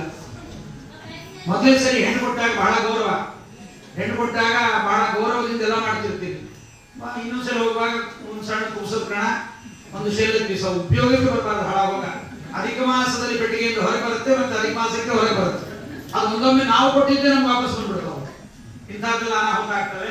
ಬಂಧು ಸ್ಮರಿಷ್ಯಸಿ, ನಾವು ಬಂದಾಗೆಲ್ಲ ರೇಷ್ಮೆ ಸೀರೆ ಪಂಚಿನ ಕೊಡ್ಬೇಕು, ಗೊತ್ತಾಯ್ತಾ? ಕೊಡ್ತೀನಿ ಅಂತ ಕೃಷ್ಣ. 16,000 ಮದುವೆ ಆಗಿರ್ತವೆ, ಟ್ರಂಕ್ ಗಡ್ಡ ಬಿದ್ದಿರ್ತವೆ, ಬೇಕಾಷ್ಟು ಕೊಡ್ತೀನಿ ಅಂತ. ಕೊನೆಗೆ ನೀನು ಎಂತ ಕೋಪಗೊಳ್ಳುವ ಅವತಾರ ಮಾಡಿದರೂ ನಮ್ಮ ಹುಡುಗಿ ಮೇಲೆ ಕೋಪ ಮಾಡಬಾರ್ದು. ನೀನು ನರಸಿಂಹ ಅವತಾರ ಮಾಡಿದ್ರು ನಮ್ಮ ಹುಡುಗಿನ ಲಕ್ಷ್ಮೀ ನರಸಿಂಹ ಆಗಬೇಕೆ ಹೊರತು ಬರೇ ನರಸಿಂಹ ಆಗಬಾರ್ದು. ಏನಾಯ್ತು ಕೃಷ್ಣ? ಆಯ್ತು, ಸಂತೋಷ. ಹೇಳಿದ್ಮೇಲೆ ಗಂಡಿನ ಕಡೆಯವರು ನಮ್ದು ಒಂದು ಸ್ವಲ್ಪ ಮಾತಿದೆ ಕೇಳ್ರಿ, ನಿಮ್ಮ ಹುಡುಗಿ ಕಸ ಬೆಳೆಯಲ್ಲ, ಬಟ್ಟೆ ಒಗೆಯಲ್ಲ ಅಂತೆಲ್ಲ ಹೇಳಿದ್ರಿ. ನಮ್ಮದು 14 ಅಂತಸ್ತಿನ ಮನೆ. ಇದು ವಾದರಾಜರ ಅದ್ಭುತವಾದ ಒಂದು ಪ್ರಮೇಯ. ಬ್ರಹ್ಮಾಂಡಕ್ಕೆ ಗೃಹಂ, ನಮ್ಮದು 14 ಅಂತಸ್ತಿನ ಬ್ರಹ್ಮಾಂಡವೆಂಬತಕ್ಕಂಥ ಮನೆ. ಇಲ್ಲಿ ಮದುವೆ ಆದ ತಕ್ಷಣ ಗ್ರೀನ್ ಕಾರ್ಡ್ ತಗೊಂಡ್ವಿ, ಫಾರಿನ್ ಹಾರೋದ್ವಿ ಅಂತಿಲ್ಲ. ಯಾಕೆಂದ್ರೆ ಇಲ್ಲಿ ಅನೇಕ ಅನಂತ ಜೀವರಿದ್ದಾರೆ, ಮಕ್ಕಳಿದ್ದಾರೆ, ಮೊಮ್ಮಕ್ಕಳಿದ್ದಾರೆ, ಮನೆ ಮಕ್ಕಳಿದ್ದಾರೆ, ಮೈದುನಂದರಿದ್ದಾರೆ, ನಾಗನೇಂದ್ರಿದ್ದಾರೆ. ಎಲ್ಲರ ಜೊತೆಗೆ ನಮ್ಮ ಹುಡುಗಿ ಕೆಲಸ ಮಾಡ್ತಾಳ ನೋಡ್ರಿ. ಇದ್ರೆ ನಮ್ಮ ಹುಡುಗಿಯನ್ನು ಕೊಡಿದ್ರೆ ಬೇಡ, ಖಂಡಿತ ಮಾಡ್ತಾಳೆ. ಕೃಷ್ಣ ಮೈದುನ ಏನಾರನ್ಲಿ, ನಾದಿನಿ ಏನಾರನ್ಲಿ, ಯಾರು ಏನಾರನ್ಲಿ, ಆದ್ರೆ ನಮ್ಮ ಹುಡುಗಿಯ ಮೇಲೆ ನಿನ್ನ ನೋಟ ನಮ್ಮ ಹುಡುಗಿ ಮೇಲೆ ಇದ್ದು ಬಿಟ್ರೆ ಇಡೀ ಮನೆಯನ್ನು ಸಂಭಾಳಿಸ್ಕೊಂಡು ಹೋಗ್ತಾಳೆ. ನೀನೊಬ್ಬ ವಿರೋಧ ಆಗ್ತಾ ಇದ್ರೆ ಸಾಕು. ನಾದಿನಿ ಬೇಕಾದಲ್ಲಿ, ಮೈದುನ ಬೇಕಾದಲ್ಲಿ, ಯಾರು ಸವತಿಯರಲ್ಲಿ ಏನೋ ಪ್ರಯೋಜನ ಹೆದರಿಕೆ ಇಲ್ಲ. ಹೀಗೆ ರುಕ್ಮಿಣಿ ದೇವಿಯ ಶ್ರೇಷ್ಠವಾದ ವಿವಾಹದ ಮುಂಚೆ ಹೀಗೆಲ್ಲ ಮಾತನಾಡಿದ್ದಾರೆ. ಪರಮಾತ್ಮ ರುಕ್ಮಿಣಿ ದೇವಿಯನ್ನ ತಾನು ಶ್ರೇಷ್ಠವಾಗಿರ್ತಕ್ಕಂತಹ ಮೂಲ ಮಾಧವ ಅನ್ನುವ ಜಾಗ. ನೀವೆಲ್ಲ ದ್ವಾರಕಕ್ಕೆ ಹೋದ್ರೆ ನೋಡ್ಕೊಂಡ್ ಬರ್ರಿ. ಯಾಕೆ ನೋಡ್ಕೊಂಡ್ ಬರ್ರಿ ಅಂತ ಹೇಳ್ತೀನಿ ಅಂದ್ರೆ, ನಮ್ಮ ಹಿಂದೂಗಳಿಗೆ ಎಷ್ಟು ಶ್ರದ್ಧೆ ನಮ್ಮ ಕ್ಷೇತ್ರಗಳ ಬಗ್ಗೆ ಅಂತ ಹೇಳಿದ್ದೆ. ತುಂಬಾ ಶ್ರದ್ಧೆ ನಮ್ಮವರಿಗೆ. ನೀವು ಅದೇ ಜೆರೂಸಲೇಮ್ಗೆ ಹೋಗ್ರಿ, ಮಕ್ಕಾ ಮದಿನಾಕ್ಕೆ ಹೋಗ್ರಿ, ಎಷ್ಟು ಕ್ಲೀನ್ ಆಗಿ ಇಟ್ಟಿರ್ತಾರೆ. ನಮ್ಮ ಹಿಂದೂಗಳ ಕ್ಷೇತ್ರಗಳನ್ನು ನೋಡ್ರಿ, ಅಲ್ಲೇ ಉಗುಳುತ್ತಾರೆ, ಅಲ್ಲೇ ಮಲ ವಿಸರ್ಜನ, ಅಲ್ಲೇ ಮೂತ್ರ, ಅಲ್ಲೇ. ಈಗಂತ ಒಬ್ಬ ದರಿದ್ರ ಬ್ರಹ್ಮಾಂಡ ಗುರುಜಿ ದರಿದ್ರ ದೇವ ಅವನೊಂದು ಅದೇನ್ ಹೇಳ್ತೋ ಬಟ್ಟೆ ಬಿಟ್ಟು ಬಂದ್ಬಿಡ್ರಿ ಅಂತ ಹೇಳ್ಬಿಟ್ಟಿದ್ದಾನೆ. ನದಿ ತುಂಬಾ ಬರೀ ಬಟ್ಟೆನೇ ತುಂಬಿರುತ್ತೆ. ನಮ್ಮ ನದಿಗಳು, ನಮ್ಮ ಸಂಸ್ಕೃತಿ ಬಹಳ ಶುದ್ಧವಾದ ಸಂಸ್ಕೃತಿ. ಹಾಗಾಗಿ ನಮ್ಮ ಪರಮಾತ್ಮ ಶ್ರೇಷ್ಠವಾದ ಮದುವೆಯಾದ ಜಾಗಕ್ಕೆ ನೀವು ಏನಾದ್ರು ಹೋದ್ರಿದ್ರೆ ಬರೇ ಬಾವುಲಿಗಳು ತುಂಬಿರ್ತಾವಲ್ಲ. ನಾನು ತುಂಬಾ ಇಂಟ್ರೆಸ್ಟ್ ಇದ್ದ ದ್ವಾರಕಾಕ್ಕೆ ಹೋದಾಗ ಹೋದೆ. ಮೂಲಮಾಧವ ಜಾಗ ಅಂತ ಸಮುದ್ರ ತೀರ. ಪೋರ್ಬಂದರ್ಗೆ ಹೋಗ್ಬೇಕಾದ್ರೆ ದಾರಿ ದ್ವಾರಕಾನಗರದಿಂದ ಪೋರ್ಬಂದರ್ಗೆ ಹೋಗುವಾಗ ದಾರಿಯಲ್ಲಿ ಹೋಗುವಾಗ ನೋಡಿದೆ, ಏನೋ ತುಂಬಾ ಇಂಟ್ರೆಸ್ಟ್ ಇಂದ ಯಾರು ಅದನ್ನ ಫೇಸ್ಬುಕ್ ಅಲ್ಲಿ ಯೂಟ್ಯೂಬ್ ಅಲ್ಲಿ ಇಟ್ಟಿರ್ಲಿಲ್ಲ. ಕೃಷ್ಣನ ಮದುವೆ ಆಗಿದ್ದ ಜಾಗ ಅಂತ ದ್ವಾರಕಾನಗರ ಇಟ್ಟಿದ್ರು. ನೋಡಿದ್ರೆ ಬಹಳ ಹೊಲಸು ಜಾಗ ಮಾಡಿದ್ದಾರೆ. ಮೂಲಮಾಧವ ಕೃಷ್ಣನ ಮದುವೆ ಆದ ಮತ್ತು ಕೃಷ್ಣನಿಗೆ ಲಗ್ನಪತ್ರಿಕೆ ಆದ ಜಾಗ ಇಷ್ಟೆಲ್ಲ ಹೆಚ್ಚಿಗೆ ಹಾಕಿರಿ. ವಿಜಯದಾಸರಿಗೆ ಅಂಕಿತ ಕೊಟ್ಟ ಜಾಗಕ್ಕಿಂತ ಇವಾಗೆಲ್ಲ ಚೆನ್ನಾಗಿ ಮಾಡಿದ್ದಾರೆ. ವಿಜಯದಾಸರಿಗೆ ಅಂಕಿತ ಕೊಟ್ಟ ಜಾಗ ಅಂತ ನಾವು ಹೋದ್ರೆ ಒಬ್ಬ ಬಿಡಿ ಸೆತ್ತ ಕೂತಿದ್ದ, ಒಳಗೆಲ್ಲ ಬೀಡಿ ಬಿಸಾಕೊಂಡು ಕೂತಿದ್ದ. ಒಂದು ರುದ್ರದೇವರ ಫೋಟೋ, ರುದ್ರದೇವರ ಲಿಂಗ ಎಲ್ಲ ಇದೆ ಅಲ್ಲಿ. ಈಗ ಯಾರೋ ನಮ್ಮ ದಕ್ಷಿಣ ಕನ್ನಡದವರು ಹೋದಾಗ ಬಂದು ನೋಡಿ ಒಂದು ಮನೆ ಕಟ್ಟಿಸಿ ಶುದ್ಧವಾಗಿ ಮಾಡಿ ಅದನ್ನು ಕ್ಲೀನಾಗಿ ಮಾಡಿದ್ದಾರೆ. ಹೀಗೆ ಅವತ್ತರೇರಿಗೆ ಅದರ ಬಗ್ಗೆ ಯಾವುದೇ ಇಂಟ್ರೆಸ್ಟೇ ಇಲ್ಲ ಅದಕ್ಕೆ. ಹಾಗಾಗಿ ಅಂತ ಮೂಲವಾದ ಜಾಗದಲ್ಲಿ ಪರಮಾತ್ಮನಿಗೆ ಮದುವೆಯಾಗಿದೆ. ಪರಮಾತ್ಮನಿಗೆ ಮದುವೆಯಾಗಿ ಪ್ರದ್ಯುಮ್ನ, ಚಾರುದೇಶ ಅನ್ನತಕ್ಕಂಥ ಮಕ್ಕಳನ್ನ ಪರಮಾತ್ಮ ಪಡೆಯತಕ್ಕಂಥವನಾಗಿದ್ದಾನೆ. ಆ ಪಡೆದ ಮೇಲೆ ಮಕ್ಕಳನ್ನು ಪಡೆದ ಮೇಲೆ ಪರಮಶ್ರೇಷ್ಠರಾಗಿರ್ತಕ್ಕಂಥ ಮಕ್ಕಳಾಗಿದ್ದಾರೆ. ಹೀಗೆ ರುಕ್ಮಿಣಿ ಪರಮಾತ್ಮನ ಇಬ್ಬರ ಮದುವೆ ಎಂಬತಕ್ಕಂಥದ್ದು ಮುಗಿದಿದೆ. ಹರಿವಂಶದ ಕಥೆಯಲ್ಲಿ ನಾವು ಕೇಳತಕ್ಕಂತಹ ಒಂದು ಸಂದರ್ಭ, ಅನೇಕ ಅದ್ಭುತವಾದ ವಿಚಾರಗಳನ್ನು ನಾವು ನೋಡುತ್ತೇವೆ. ಬೇರೆ ಪುರಾಣದಲ್ಲಿ ಸಿಗದೇ ಇರತಕ್ಕಂಥ, ಮಹಾಭಾರತದಲ್ಲಿ ಸಿಗದೇ ಇರತಕ್ಕಂಥ, ಭಾಗವತದಲ್ಲಿ ಸಿಗದೇ ಇರತಕ್ಕಂಥ ಒಂದು ಕಥೆ. ಕೃಷ್ಣ ದ್ವಾರಕಾನಗರದ ನಿರ್ಮಾಣ ಮಾಡಿದ್ದಾನೆ ಅಂತ, ಬಹಳ ಅದ್ಭುತವಾದ ದ್ವಾರಕಾನಗರ, ಬಹಳ ಅದ್ಭುತವಾಗಿದೆ ಅಂತ ಎಲ್ಲರೂ ನೋಡಬೇಕು ಅಂತ ಅಪೇಕ್ಷೆ ಪಟ್ಟಿದ್ರು. ಆದರೆ ದುರ್ಯೋಧನ ಒಂದು ಯಜ್ಞವನ್ನು ಮಾಡಿದ್ದ. ದುರ್ಯೋಧನ ಯಜ್ಞ ಮಾಡಿದ್ದನ್ನು ನೋಡೋಣ ಅಂತ ಬರ್ತೀನಿ. ಏನ್ ಮಾಡ್ಬೇಕ್ರಿ, ನಮ್ಗೆ ಇಂಟ್ರೆಸ್ಟ್ ಇಲ್ಲದೆ ಇದ್ರು ಸಹಿತ ಕೆಲವು ಸರಿ ಬೇಡದೇ ಇದ್ರು ಮನೆಗೆ ಹೋಗ್ಬೇಕಾಗತ್ತೆ. ಇಂಟ್ರೆಸ್ಟ್ ಇರೋಲ್ಲ, ಕರೆದಿರ್ತಾರೆ, ನೀವು ಬಗಿಲ್ವಾ, ನಿಮ್ಮನ್ನು ಕರೆದಿಲ್ವಾ ಅಂತ ಅಂದ್ಬಿಡ್ತಾರೆ. ಇಲ್ಲ, ನಮ್ಮನ್ನು ಕರೆದಿದ್ರು ನಾವು ಸಮರ್ಥನೆ ಮಾಡ್ಕೊಳ್ಳಿಕ್ಕೆ ಹೋಗ್ಬೇಕು. ದುರ್ಯೋಧನ ಯಜ್ಞ ಮಾಡಿದಕ್ಕೆ ಎಲ್ಲರೂ ಬಂದಿದ್ರು, ಎಲ್ಲ ರಾಜರು ಬಂದಿದ್ದಾರೆ. ಕೃಷ್ಣನ ನವನಿರ್ಮಾಣ, ಅಲ್ಲಿ ಅನೇಕ ದೇವಲೋಕದ ನಿಧಿಗಳೆಲ್ಲ ಬಂದಿತ್ತು. ಎಲ್ಲ ಶ್ರೇಷ್ಠವಾಗಿರ್ತಕ್ಕಂಥ ಸುಧರ್ಮ ಸಭೆಯನ್ನು ಕೂಡ ತಂದಿಟ್ಟಿದ್ರು. ನೋಡಬೇಕು ಅಂತ ಎಲ್ಲರೂ ಬಂದಿದ್ದಾರೆ. ಪರಮಾತ್ಮ ಬರೋರು ಲಕ್ಷಾಂತರ ಜನ ಬರ್ತಾರೆ ಅಂತ ಒಂದು ಪರ್ವತದಲ್ಲಿ ಎಲ್ಲ ಪಟಗ್ರಹಗಳನ್ನು ಮಾಡಿ ರೈವತ ಪರ್ವತದಲ್ಲಿ ಎಲ್ಲರೂ ನಡೆಸಿದ್ದ. ಎಲ್ಲರೂ ದ್ವಾರಕಾಕ್ಕೆ ಬರೋದು, ನೋಡ್ಕೊಂಡು ಬರೋದು, ರೈವತ ಪರ್ವತಕ್ಕೆ ಎಲ್ಲರೂ ಬಂದಿದ್ದಾರೆ. ಆ ರೈವತ ಪರ್ವತದಲ್ಲಿ ಬಂದ ಸಂದರ್ಭದಲ್ಲಿ ಎಲ್ಲ ರಾಜರು ಬಂದಿದ್ದಾರೆ, ಎಲ್ಲರೂ ಕೂತಿದ್ದಾರೆ. ಏವಂ ಕೃಷ್ಣೇ ದ್ವಾರಕಾ ಮಧ್ಯ ಸಂಸ್ಥೆ ಗಿರಿಂ ಭೂಪ ರೈವತಕಂ ಸಮಾಯಯುಃ ದುರ್ಯೋಧನಾದ್ಯ ಪಾಂಡವಾಶ್ಚೈವ ಸರ್ವೇ ನಾನಾ ದೇಶ ಏಚ ಭೂಪಾಲ ಸಂಘಾಃ. ಎಲ್ಲ ದೇಶಗಳ ನಾನಾ ಕಡೆಗಳಿಂದ ಅನೇಕ ರಾಜ್ಯಗಳೆಲ್ಲರೂ ಬಂದಿದ್ದಾರೆ. ಬಂದವರಿಗೆಲ್ಲರಿಗೂ ಕೃಷ್ಣ ಅವರವರ ಯೋಗ್ಯತೆಗೆ ತಕ್ಕಂತೆ ಸನ್ಮಾನಗಳನ್ನು ಮಾಡಿದ್ದಾನೆ, ಜಾಗ ಕೊಟ್ಟಿದ್ದಾನೆ, ಸೇವಕರಂತಿದ್ದಾನೆ. ಇಷ್ಟೆಲ್ಲವನ್ನು ಪರಮಾತ್ಮ ಮಾಡಿದ್ದಾನೆ. ನಮಸ್ಕೃತೆ ಸರ್ವ ನರೇಂದ್ರ ಮುಖ್ಯೈಃ ಕೃಷ್ಣೇ ವೈದರ್ಭ್ಯಾಸ ದಿವ್ಯಾಸನಸ್ತೆ. ಪರಮಾತ್ಮ ರುಕ್ಮಿಣೀ ದೇವಿಯ ಜೊತೆಯಲ್ಲಿ ಕೂತಿದ್ದಾನೆ. ಕೂತಿರುವ ಸಂದರ್ಭದಲ್ಲಿ ಇಲ್ಲೊಂದು ಸುಂದರವಾದ ವಿಚಾರವನ್ನು ನಾವು ತಿಳಿಬೇಕು. ನಾವು ಮಾಧ್ವರು ಅಂತೀವಿ. ಏನ್ ನಿಮ್ಮ ತತ್ವ? ಹಿಂದೂಗಳನ್ನು ಕೇಳ್ರಿ, ಕ್ರಿಶ್ಚಿಯನ್ರನ್ನು ಕೇಳ್ರಿ, ಬೇರೆ ಮತಸ್ಥರನ್ನು ಕೇಳ್ರಿ. ಹಿಂದೂಗಳಿಗೆ ನಿಮಗೆ ಯಾವುದು ಗ್ರಂಥ ಅಂತ ಕೇಳಿದ್ರೆ ಹೇಳೋದೇ ಗೊತ್ತಿಲ್ಲ ನಮಗೆ. ಒಬ್ಬರಂತಾನೆ ಬಸವಣ್ಣನವರ ವಚನ ಅಂತಾನೆ, ಇನ್ನೊಬ್ಬ ಅಂತಾನೆ ವೀರಬ್ರಹ್ಮೇಂದ್ರ ಗಾರಿ ಕಾಲಜ್ಞಾನಂ ಅಂತಾನೆ. ಯಾರಿಗೂ ಭಗವದ್ಗೀತೆ ಸನಾತನ ಹಿಂದೂ ಧರ್ಮದ ವಿಚಾರ ಹೇಳೋದು ಅನೇಕರಿಗೆ ಗೊತ್ತಿಲ್ಲ. ಹಾಗಾಗಿ ನಮ್ಮ ತತ್ವಗಳು ಬಹಳಷ್ಟಿವೆ. ನಮ್ಮಲ್ಲಿ ಮುಖ್ಯವಾದ ತತ್ವ ತಾರತಮ್ಯ, ಪಂಚಭೇದ, ಜಗತ್ ಸತ್ಯತ್ವ, ಇವೆಲ್ಲ ನಮ್ಮ ಶ್ರೇಷ್ಠವಾದ ಸಾಧನೆಗೆ ಉಪಯೋಗವಾದ ಮೋಕ್ಷೋಪಯೋಗಿಯಾಗಿರ್ತಕ್ಕಂಥ ಪ್ರಮೇಯಗಳು. ತಾರತಮ್ಯ ಜ್ಞಾನವಿಲ್ಲದೆ ನಾವು ಏನೇ ಸಾಧನೆ ಮಾಡಿದ್ರು ಸಾಧನೆ ಆಗುವುದಿಲ್ಲ. ಅನೇಕರಿಗೆ ತಾರತಮ್ಯ ಗೊತ್ತಿರೋದಿಲ್ಲ. ಗಣಪತಿ ಹಬ್ಬದ ದಿವಸ ಗಣಪತಿಗೆ ಮೊದಲು ಪೂಜೆ, ವರಮಹಾಲಕ್ಷ್ಮಿ ಹಬ್ಬದ ದಿವಸ ಲಕ್ಷ್ಮೀ ದೇವಿಗೆ ಮೊದಲು ಪೂಜೆ. ಲಕ್ಷ್ಮೀ ದೇವಿಗೆ ಯಾವಾಗ ಮಾಡಬೇಕು, ಗಣಪತಿಗೆ ಯಾವಾಗ ಮಾಡಬೇಕು ಗೊತ್ತಿಲ್ಲ. ಸುಮ್ಮನೆ ಗಣಪತಿಗೆ ಪೂಜೆ ಮಾಡಿಬಿಡ್ತಾರೆ ಯಾವಾಗಲೂ ಒಟ್ಟಾರೆ. ಅಲ್ಲ, ಗಣಪತಿಗೆ ಯಾವಾಗ ಪೂಜೆ ಮಾಡಬೇಕು, ಯಾರಿಗೆ ಯಾವಾಗ ಮಾಡಬೇಕು, ತಾರತಮ್ಯ ಪರಿಜ್ಞಾನ ತೇಷು ಧ್ಯಾತೋ ವಿಮುಕ್ತಿಗಃ ಪ್ರೀತಿಂಚ ನಾನ್ಯಥಾಯಾಯಾತಿ ಇದು ಶಾಸ್ತ್ರಸ್ಯ ನಿರ್ಣಯ. ತಾರತಮ್ಯ ಜ್ಞಾನವಿಲ್ಲದೆ ಸೂರಿಗಳ ನಿಂದಿಸುತ್ತ ಸುಜನರೋಪಾದಿಯಲ್ಲಿ ತೋರುವುದು. ತಾರತಮ್ಯ ಜ್ಞಾನ ಇಲ್ಲದೆ ಎಲ್ಲರನ್ನ ಅದಕ್ಕೆ ಅಂತಾನೆ ಗರುಡ ಹಿಂದಕ್ಕೆಲ್ಲ ನೈವೇದ್ಯ ಮಾಡುವಾಗ ತುಂಬಾ ಶಾಸ್ತ್ರಜ್ಞಾನ ಇದ್ದವರೇ ನೈವೇದ್ಯ ಮಾಡಬೇಕು. ಆ ನೈವೇದ್ಯ ಮಾಡಲಿಕ್ಕೆ ನಾನು ಮಾಡಬೇಕು, ಈ ಆಚಾರ ಮಾಡಬೇಕು, ಈ ಆಚಾರ ಮಾಡಬೇಕು ಅಂದ್ರೆ ಯಾವ ಆಚಾರ ಮಾಡಬೇಕು ಅಂತ ಒಂದು ವಾಕ್ಯಾರ್ಥ. ಇಬ್ಬರು ಆಚಾರ್ಯ ವಾಕ್ಯಾರ್ಥ ಅನ್ನೋದು ಯಾವ ಆಚಾರಕ್ಕೆ ಇದ್ರೆ ಆ ಆಚಾರ ನೈವೇದ್ಯ. ಇಷ್ಟು ನೈವೇದ್ಯದ ಇವಾಗ ಅಡಿಗೆಯವರು ಯಾರು, ನೈವೇದ್ಯದವರು ಯಾರು, ನೈವೇದ್ಯ ಮಾಡೋರಿಗೆ ಗಾಯತ್ರಿ ಮಂತ್ರ ಹಾಕಿ ಪ್ರೋಕ್ಷಣೆ ಮಾಡಬೇಕು ಅಂತ ಗೊತ್ತಿಲ್ಲ. ತಮಗೆ ನೀರೇ ಉಳಿಸ್ಬಿಡ್ತಾರೆ ಅದ್ರ ಮೇಲೆ. ನೈವೇದ್ಯ ಅಂದ್ರೆ ಏನು ಗೊತ್ತಿಲ್ಲ, ನಾವೇ ತಿಂದು ನೋಡ್ಬೇಕು ಆಚಾರ್ಯ ಅಂತ ಹೇಳ್ತಾನೆ ಕೆಲವರು. ನೈವೇದ್ಯ ಯಾರಿಗೆ ಯಾವಾಗ ಕೊಡ್ಬೇಕು, ಏನ್ ಕೊಡ್ಬೇಕು ಗೊತ್ತಿಲ್ಲ. ಮತ್ತು ರಾಯರ ಮಠ ಅಲ್ವಾ, ರಾಯರಿಗೆ ನೈವೇದ್ಯ, ಆಮೇಲೆ ಸಾಲಿಗ್ರಾಮಕ್ಕೆ ನೈವೇದ್ಯ, ನಾನಾ ತರದವರು ಇರ್ತಾರೆ. ಅದಕ್ಕೆ ಯಾವುದೇ ಕೆಲಸ ಮಾಡುವಾಗ ನೈವೇದ್ಯಾಗ್ರಹ ತಾರತಮ್ಯ ಪರಿಗ್ರಹ ಶೂನ್ಯ, ತಾರತಮ್ಯ ಜ್ಞಾನವಿಲ್ಲದೆ ಕೇವಲ ನೈವೇದ್ಯಾಗ್ರಹ ಸಂಯುಕ್ತ ಗರುಡ ಮಾಡೋದು ಹೇಳ್ತಾರೆ. ತಾರತಮ್ಯ ಜ್ಞಾನವಿಲ್ಲದೆ ನೈವೇದ್ಯ ನಾವೇ ಮಾಡಬೇಕು ಅಂತ ಹೊರತು ಸರಿಯಾದ ಜ್ಞಾನ ಇರುವುದಿಲ್ಲ. ಹಾಗಾಗಿ ನಮಗೆ ಮುಖ್ಯವಾಗಿ ಬೇಕಾಗಿರತಕ್ಕಂಥದ್ದು ತಾರತಮ್ಯ. ತಾರತಮ್ಯ ಜ್ಞಾನ ಮೋಕ್ಷಕ್ಕೆ ದ್ವಾರ ಎನ್ನುವುದು. ಮೋಕ್ಷಕ್ಕೆ ದ್ವಾರ ಅದು ವಿಜ್ಜನಿಕೆ ತಾರತಮ್ಯ. ಆ ತಾರತಮ್ಯವನ್ನು ಹೇಳಿದ 50 ಬರುತ್ತಲ್ಲಿ ಪರಮಾತ್ಮ ಏನ್ ಮಾಡಿದ, ನಾರದರಿಗೆ ಹೇಳ್ತಿದ್ದ. ನಾರದರೆ ಈ ಸಂದರ್ಭದಲ್ಲಿ ನೋಡಿ ಬರ್ರಿ ಅಂತ ಹೇಳ, ನಮಸ್ಕೃತೆ ಸರ್ವ ನರೇಂದ್ರ ಮುಖ್ಯೈ ಕೃಷ್ಣೇ ವೈದರ್ಭ್ಯ ಸಹ ದಿವ್ಯಾಸನಸ್ತೆ ಯತ್ಯಾಕಾಶಾನ್ನಾರದ ಕೃಷ್ಣಮಃ ಸರ್ವೋತ್ತಮಸ್ತ್ವಂ ತ್ವಾದೃಶೋ ನಾಸ್ತಿ ಕಶ್ಚಿತ್. ಭಯಂಕರವಾದ ಕತ್ತಲೆ ಆಗೋಯ್ತಂತೆ. ಕೃಷ್ಣ ರುಕ್ಮಿಣಿ ಜೊತೆಯಲ್ಲಿ ಕೂತಿದ್ದಾನೆ. ಆ ಕೂತಿರುವ ಸಂದರ್ಭದಲ್ಲಿ ಆಕಾಶದಲ್ಲಿ ಕತ್ತಲೆ ಆಗೋಯ್ತು. ಸರಿ, ಎಲ್ಲ ಮೇಘಗಳು ಕತ್ತಲೆ ಆಗೋಯ್ತು. ಏನಾಯ್ತು ಅಂತ ನೋಡ್ತಾ ಇರುವಾಗ ಆಕಾಶದಿಂದ ಒಬ್ಬ ವ್ಯಕ್ತಿ ಇಳಿದ. ಯಾರತ? ನಾರದರು. ಹಣೆಯೊಳಪ್ಪುವ ತಿಲಕ ತುಳಸಿ ಮಣಿಗಣಂಚಿತ ಕಂಠ ಕರದಲ್ಲಿ ಕುಣಿತ ವೀಣಾ ಸುಸ್ವರದಿ ಬಹುತಾಳ ಗತಿಗಳಲ್ಲಿ ಪ್ರಣವ ಪ್ರತಿಪಾದ್ಯ ಗುಣಗಳ ಕುಣಿದು ಅತಿ ಸಂಭ್ರಮದಿ ಗಾಯನವ ಮಾಡುವ ದೇವಋಷಿ ನಾರದರಿಗೆ ಬೆನಮಿಬೆ ನಿತ್ಯದಲ್ಲಿ. ನಾರದರು ಬಂದಂತೆ. ನಾರದರು ಬಂದ ಕೂಡಲೇ ಆಕಾಶ ಎಲ್ಲ ಕತ್ತಲೆ ಆಯ್ತು. ನಾರದರು ಬಂದವರನ್ನ ಸುಂದರವಾಗಿದ್ದಾರೆ, ನಾರದರು ಬಂದಿದ್ದಾರೆ. ಆ ಬಂದ ನಾರದರಿಗೆ ಕೃಷ್ಣ ಕೇಳಿದ, ಏನು ಸ್ವಾಮಿ ನಾರದರು ಬಂದಿದ್ದೀರಿ? ತ್ವಂ ಆಶ್ಚರ್ಯೋಸಿ ಧನ್ಯೋಸಿ. ಆಶ್ಚರ್ಯ ಧನ್ಯ ಅಂದ ಕೂಡಲೇ ಕೃಷ್ಣ ಏನಂದ, ದಕ್ಷಿಣಾಭಿಸ್ಸಾಕಂ ಅಂತ. ಇದೊಂದು ಕೋಡ್ ಇಬ್ಬರದು ಕೂಡ. ನಾರದರು ಆಶ್ಚರ್ಯೋಸಿ ಧನ್ಯೋಸಿ ಎಂದರು. ನಾರದರಿಗೆ ಅಂದ ಕೂಡಲೇ ನಾರದರಿಗೆ ಪರಮಾತ್ಮ ಅಂತಾನೆ ದಕ್ಷಿಣಾಭಿಸ್ಸಾಕಂ, ದಕ್ಷಿಣಾದೇವಿಯ ಜೊತೆಗೆ ನಾನು ಆಶ್ಚರ್ಯ ಧನ್ಯನಾಗಿದ್ದೇನೆ ಅಂತ ಅವರಂದಿದ್ದಾರೆ. ಹೀಗೆ ಇವರಿಬ್ಬರು ಮಾತಾಡಿದ್ದು ನೋಡಿ ಸ್ವಾಮಿ ನನ್ನ ಪ್ರಶ್ನೆ ಉತ್ತರ ಬಂತು. ಒಂದು ನಾರದರು, ಏನು ಸ್ವಾಮಿ ನೀವಿಬ್ಬರು ಕೋಡೊಳಗೆ ಮಾತಾಡಿಬಿಟ್ರೆ ನಮಗೇನು ಅರ್ಥ ಆಗಿಲ್ಲ ಅಂತ ಎಲ್ಲ ರಾಜರು ಅಂದಾಗ, ಯಾರು ನೀನು ಆಶ್ಚರ್ಯ ಧನ್ಯ ಅಂದ್ರಲ್ಲ ನಾರದರು, ಅವರನ್ನೇ ಕೇಳ್ರಿ. ಅವರೇ ಹೇಳ್ತಾರೆ, ದಕ್ಷಿಣಾಭಿಸ್ಸಾಕಮಿತ್ಯೇ ವಸುವಿಕಂ ಅಪ್ರಚುರೇತತ್ಯಮಿತಿ ಸ್ಮ ಭೂಪಾಃ ನಾರಾಯಣೋ ಮುನಿಮೂಚೆ ವದೇತಿ ಶೃಣುದ್ಧಮಿತ್ಯಾಹ ಸನಾರದೋಪಿ. ಏನು ಆಶ್ಚರ್ಯ ಧನ್ಯ?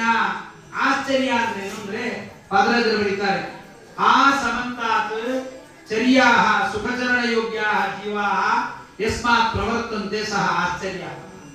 ಸುಂದರವಾದ ಒಂದು ನಿಷ್ಪತ್ತಿಯನ್ನು ಮಾಡಿ ಹೇಳ್ತಾರೆ. ಹೇಗೆ ಅಂತಂದ್ರೆ, ಸುಖವನ್ನ ಪಡೆಯತಕ್ಕಂಥ ಅನೇಕ ಜನರು ಯಾರಿದ್ದಾರಲ್ಲ ಅವರೆಲ್ಲರೂ ಹುಟ್ಟುವುದು ಈ ಪರಮಾತ್ಮನಿಂದ. ಪರಮಾತ್ಮ ಆಶ್ಚರ್ಯ ಅಂತ. ಮತ್ತೆ ಧನ್ಯ ಅಂತ. ಧನ್ಯ ಅಂತ ಯಾರಿಗೆ ಅಂತಾರೆ? ಎಲ್ಲಾ ಮಕ್ಕಳು ಮದುವೆ ಮಾಡಿದ ಮೇಲೆ ಮದುವೆ ಬಂದವರು ಅಂತಾರೆ, ನೀವು ಧನ್ಯ, ನೀವು ಧನ್ಯರಿ. ಮದುವೆ ಮಾಡಿ ಗೆದ್ರಿ. ಧನ್ಯ ಅಂದ್ರೆ ಗೊತ್ತಿಲ್ಲ ಅದಕ್ಕೆ ಅರ್ಥ. ಅನಪೇಕ್ಷ ಗುಣೈಪೂರ್ಣ ಧನ್ಯ ಇತ್ಯುಚ್ಯತೆ ಬುಧೈಹಿ ಅಂತ. ಅನಪೇಕ್ಷ, ಯಾರಿಂದಲೂ ಏನೂ ಅಪೇಕ್ಷೆ ಇರಬಾರದು, ಗುಣಗಳಿಂದ ಪರಿಪೂರ್ತಿಯಾಗಿರ್ಬೇಕು, ಅವನಿಗೆ ಧನ್ಯ ಅಂತ. ನಿಮ್ಗೇನಪ್ಪ BMW ಕಾರ್ ತಗೊಂಡ್ರಿ ಧನ್ಯ, ಲ್ಯಾಂಬೋರ್ಗಿನಿ ತಗೊಂಡ್ರಿ ಧನ್ಯ, ಆಕಳು ತಗೊಂಡ್ರಿ ಧನ್ಯ, ಎಲ್ಲದಕ್ಕೂ ಧನ್ಯ ಧನ್ಯ ಅಂತೀವಿ. ಆದ್ರೆ ಇಲ್ಲಿ ಧನ್ಯ ಅಂದ್ರೆ ಅದಕ್ಕೆ ಧಮ್ ಸ್ವವಶ ಜಗದ್ಧಾರಕತ್ವೇನ ಗುಚ್ಚಿತವಾದಿ ಕಥ್ಯಮಾನಂ ನೀ ನಿತರಾಮಯತಿ ದೂರೇ ಯಾಪಯತಿ ಅರ್ಥಮರಸೀಕರೋತಿ ಇತಿ ಧನ್ಯ ಅಂತ. ಧನ್ಯ ಅಂದ್ರೆ ಕುಚ್ಚಿತವಾದ ವಾದಿಗಳು ನಾವೇ ಜಗತ್ತಿಗೆ ನಿಜವಾದ ರಾಜರು, ಜಗತ್ತೇ ಸುಳ್ಳು ಅನ್ನತಕ್ಕಂಥವರನ್ನ ನಿತರಾಂ ಅಯ್ಯತಿ ದೂರೇ ಯಾಪಯತಿ, ಅವನು ದೂರಕ್ಕೆ ತಳ್ಳಿ ಬಿಡ್ತಾನಾದ್ರಿಂದ ಪರಮಾತ್ಮನೇ ಧನ್ಯ, ಅವನೇ ಆಶ್ಚರ್ಯ ಅಂತ. ಸ್ವಾಮಿ ಇದೇನು ನಮ್ಗೆ ಅರ್ಥ ಆಗಲಿಲ್ಲ ಅಂದ್ರು. ನಾರದರನ್ನ ಕೇಳಿದ್ರು ಎಂದ್ರು. ನಾರದರು ಹೇಳಿದ್ರು, ನಾನು ಗಂಗಾ ನದಿಗೆ ಸ್ನಾನಕ್ಕೆ ಹೋಗಿದ್ದೆ. ಕೂರ್ಮೋ ದೃಷ್ಟೋ ವಿಷ್ಣುಪತ್ಯಾಂ ಮಯೋಕ್ತಂ ತ್ವಮುತ್ತಮೋ ನಾಸ್ತ್ಯದಿ ಕಷ್ಟವೇತಿ. ನಾನು ಗಂಗಾ ನದಿಗೆ ಹೋಗಿದ್ದೆ. ದೊಡ್ಡ ಆಮೆ, ಈಗೆಲ್ಲ ಪುರಾಣದಾಗ ಹೇಳಿದ್ದು ನಿಜವಾಗಿ ನೋಡ್ಬೋದು. ಹಿಂದಿಗೆಲ್ಲ ಪುರಾಣದಾಗ ಕೆಲವೆಲ್ಲ ಹೇಳಿದ್ರೆ ನಂಬುತ್ತಿರ್ಲಿಲ್ಲ ನೀವೆಲ್ಲ, ಅದೆಲ್ಲ ಸುಳ್ಳು ಅಂತ. ಒಂದು ಆಮೆ ಈ ಮನೆ ಎಷ್ಟು ದಪ್ಪ ಇರುತ್ತೆ, ಆಗಲೇ ಒಂದೊಂದು ಆಮೆಗಳು ಅಷ್ಟು ದೊಡ್ಡದಿರುತ್ತೆ. ಗೊತ್ತಾಗದೆ ಎಷ್ಟೋ ಜನ ಬಟ್ಟೆ ಒಗಿತಿರ್ತಾರೆ, ಚಿಕ್ಕದಾಗ ಹೋಗ್ಬಿಡುತ್ತಾರೆ ಆ ಕಡೆಗೆ, ಆಮೇಲೆ ಬಟ್ಟೆನೂ ಅವರು ಹೋಗಿಬಿಡ್ತಾರೆ.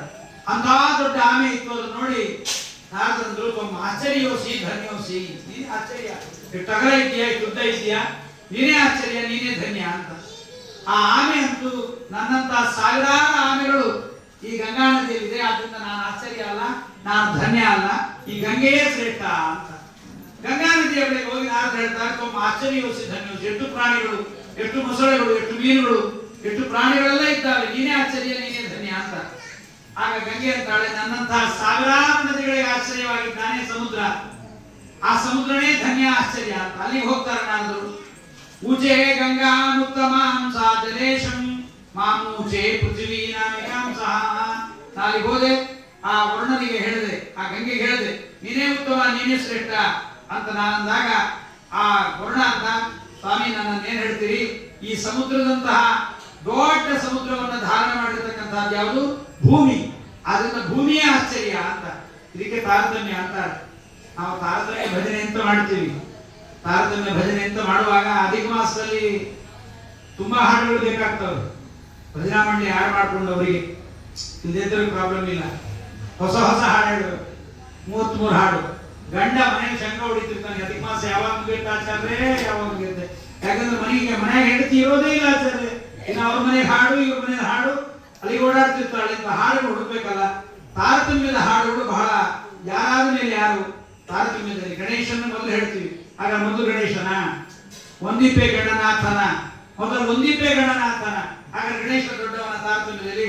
ಅದಕ್ಕೆ ಈ ತಾರತಮ್ಯದ ಪರಿಚಯವನ್ನು ಮಾಡಿಕೊಡ್ತಾ ಇದ್ದಾರೆ ನಮ್ಮ ಹರಿವಂಶದ ಕಥೆಯಲ್ಲಿ.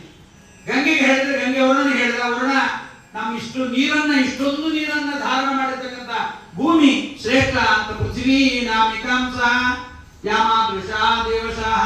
ಭೂಮಿದೇವಿ ಹೇಳ್ತಾಳೆ, ನಮ್ಮನ್ನೆಲ್ಲ ನಾವೇನ್ ದೊಡ್ಡದಲ್ಲ, ನಮ್ಮನ್ನು ಹೊರತಿರ್ತಕ್ಕಂಥ ಪರ್ವತಗಳು, ಉಮಾದೇವಿ, ಗರುಡಶ್ರೇಷ್ಠ ರುದ್ರರು, ಇವರು ಉತ್ತಮರು ಅಂತ ಅವರನ್ನು ಹೇಳಿದ್ರಿಂದ ಪರ್ವತನಾಮಕರಾದ ಶೇಷದೇವರು ಉತ್ತಮರು ಅಂತ ಹೇಳ್ತಾರೆ.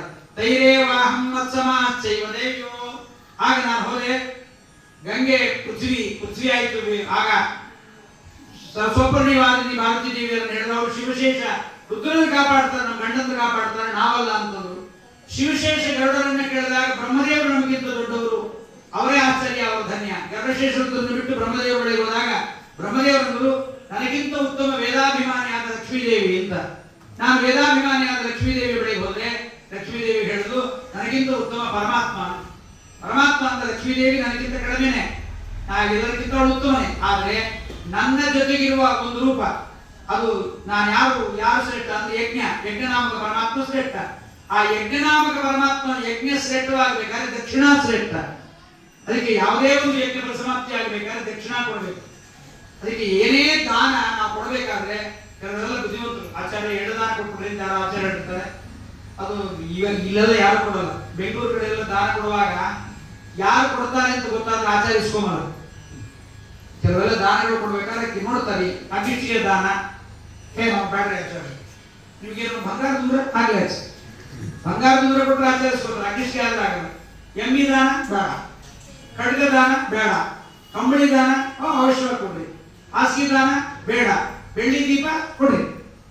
ಅದಕ್ಕೆ ಅಲ್ಲೇನ್ ಮಾಡ್ತಾರೆ, ಬೆಂಗಳೂರಲ್ಲಿ ದಾನ ಆಚಾರ ಕೊಡ್ತಿದ್ರೆ ಬೇಡ ಅಂತ ಮುದ್ದೆ ತಂದಿಟ್ಬಿಟ್ಟಿರ್ತಾರೆ. ಅದು 1 kg ಎಳ್ಳು ₹1 ದಕ್ಷಿಣೆ. ದಾನಕ್ಕೆ ಒಂದು ಪದ್ಧತಿ ಇದೆ. ಎಳ್ಳು 1 kg ಕೊಟ್ರೆ ಕನಿಷ್ಠ ಪಕ್ಷ ₹20,000 ದಾನ ಕೊಡ್ಬೇಕು. 1 kg ಎಳ್ಳಿಗೆ ಮೇಲೆ ₹20,000 ದಾನ. ಉದ್ದು 1 kg ಕೊಟ್ರೆ ಇನ್ನು ಜಾಸ್ತಿ, ಅದಕ್ಕಿಂತ ಉಪ್ಪು ಜಾಸ್ತಿ. ಮತ್ತೆ ಹಾಗಾದ್ರೆ ಏನ್ ಮಾಡ್ಬೇಕು ಆಚಾರ? ನಮ್ಮ ಗತಿ ಇಲ್ಲ, ಕಡಿಮೆ ಕೊಡ್ರಿ. 10 ಎಳ್ಳು ಕೊಟ್ಟು ₹20 ದಕ್ಷಿಣೆ ಕೊಡ್ರಿ. 10 ಎಳ್ಳು ಎಣಿಸಿ ಕೊಡ್ರಿ. ಎಳ್ಳು ಇಷ್ಟು ಕೊಟ್ಕೊಳ್ಳೋಣ, ದಕ್ಷಿಣೆ ಕಡಿಮೆ ಕೊಡೋಣ. ಅದಕ್ಕೆ ಈಗೆಲ್ಲ ಹೇಳ್ತಿರ್ತಾರೆ ಬೆಳ್ಳಿಯ ದಾನ, ನಾವೇನು ಬೆಳ್ಳಿ ದಾನ ಕೊಡ್ತೀವಲ್ಲ, ಅದಕ್ಕೆ ಅಳಿಯನಿಗೆ, ಅದು ಅಳಿಯನ್ ಚಾನ್ಸ್ ಇದೆ. ಅಳಿಯನ್ ಚಾನ್ಸ್ ಅಷ್ಟು ಇನ್ನೊಂದು ಚಾನ್ಸ್ ಯಾರಿಗೂ ಇಲ್ಲ. ಎಲ್ಲರೂ ಅಳಿಯಾಗಿರ್ತಾರೆ. ಅವನು ಒಂದು ಮಾವ ಆದರೂ ಅಳಿಯಾಗಿರ್ತಾನೆ. ಆ ಅಳಿಯ ಮಾವ ಬದುಕಿದ್ದಾಗಲೂ ತಿಂತಾನೆ, ಮಾವ ಸತ್ತ ಮೇಲೂ ತಿಂತಾನೆ. ಅವನು ಡಬಲ್ ಧಮಾಕ. Buy 1 get 1 free. ಬದುಕಿದ್ದಾಗ ಹೊರಪೂಜೆ, ಹೋದ್ಮೇಲೆ ಪೂರ್ವಾರಾಧನೆ, ಉತ್ತರಾರಾಧನೆ, ಮಧ್ಯಾರಾಧನೆ ಪ್ರಾರಂಭ. ಅದಕ್ಕೆ ಅಳಿಯನಿಗೆ ಕೊಡುವಾಗ ನೀವು ನೋಡ್ಬೋದು ಎಲ್ಲರೂ ಕೂಡ ಅಳಿಯನಿಗೆ ಬೆಳ್ಳಿ ಬಂಗಾರ ಎಲ್ಲಾ ದಾನವನ್ನು ಒಬ್ಬರಿಗೆ ಕೊಡ್ತಾರೆ.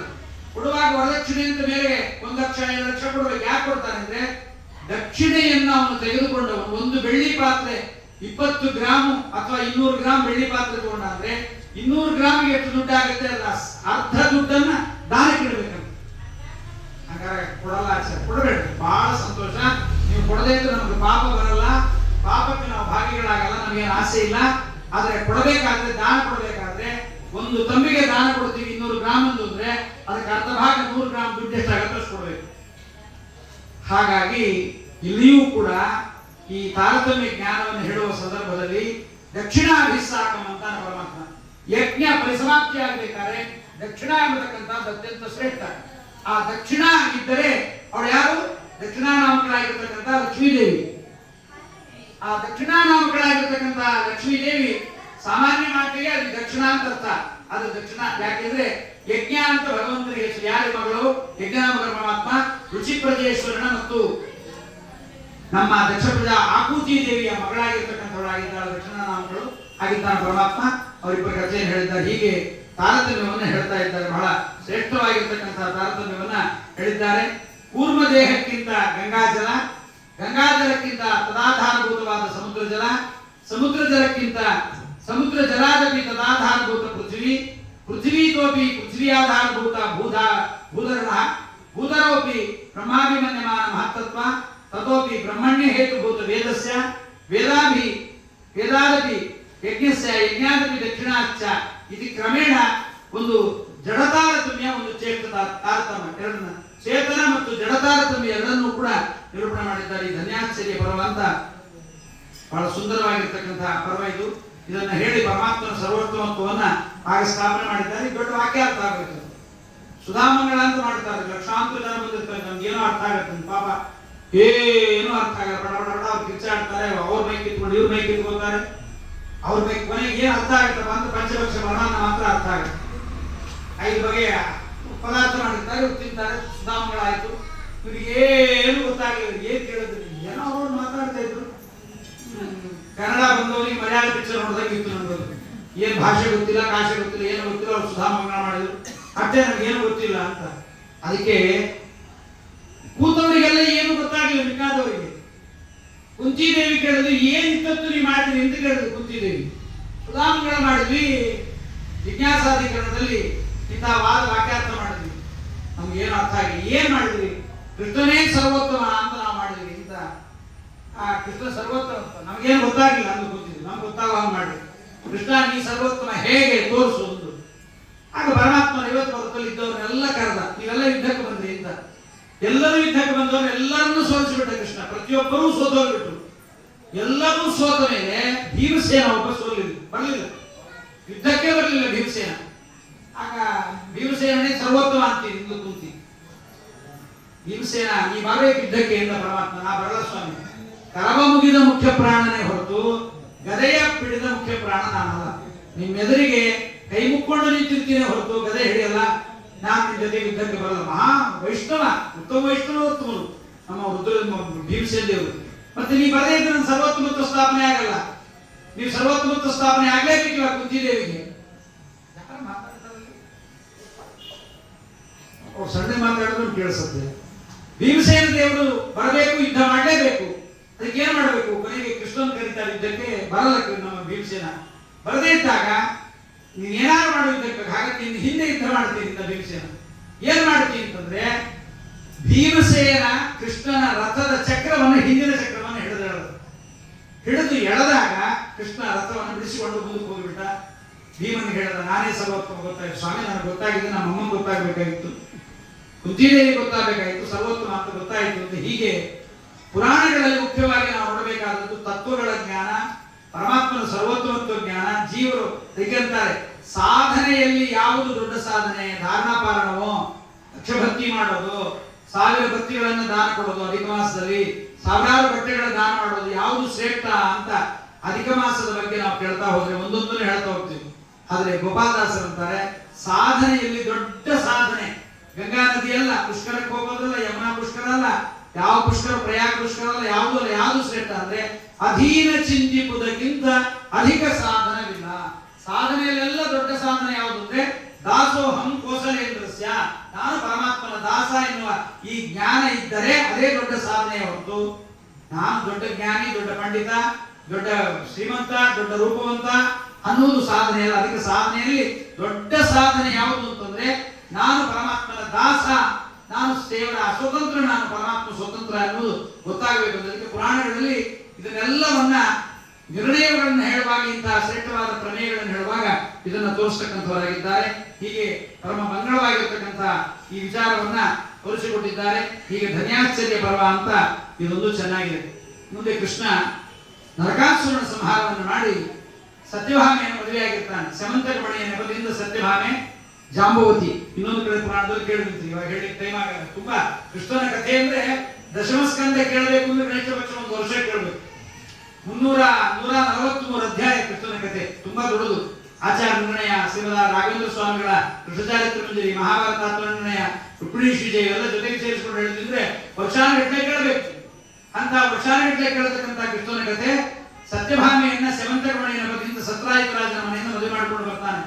ಕರಡಿಯ ಮನೆಗೆ ಹೋದಾಗ ಕರಡಿಯ ಮನೆಯಲ್ಲಿ ನಮ್ಮ ಜಾಂಬವತಿ ಸಿಗ್ತಾಳೆ, ಕನ್ಯಾರತ್ನ ಮತ್ತೆ ಸಮಂತಕಮಣಿ 3 ಸಿಗುತ್ತೆ ಕೃಷ್ಣನಿಗೆ. ಆಗ ನರಕಾಸುರ ಅನೇಕ ಜನ ಸ್ತ್ರೀಯರನ್ನ ಬಂಧನ ಮಾಡಿಟ್ಟುಬಿಟ್ಟಿರ್ತಾನೆ. ಜರಾಸಂಧ ರಾಜರನ್ನ ಬಂಧನ ಮಾಡಿದ್ರೆ ಇವನು ಅನೇಕ ಜನ ಸ್ತ್ರೀಯರನ್ನ ಬಂಧನ ಮಾಡಿರ್ತಾನೆ ನರಕಾಸುರ.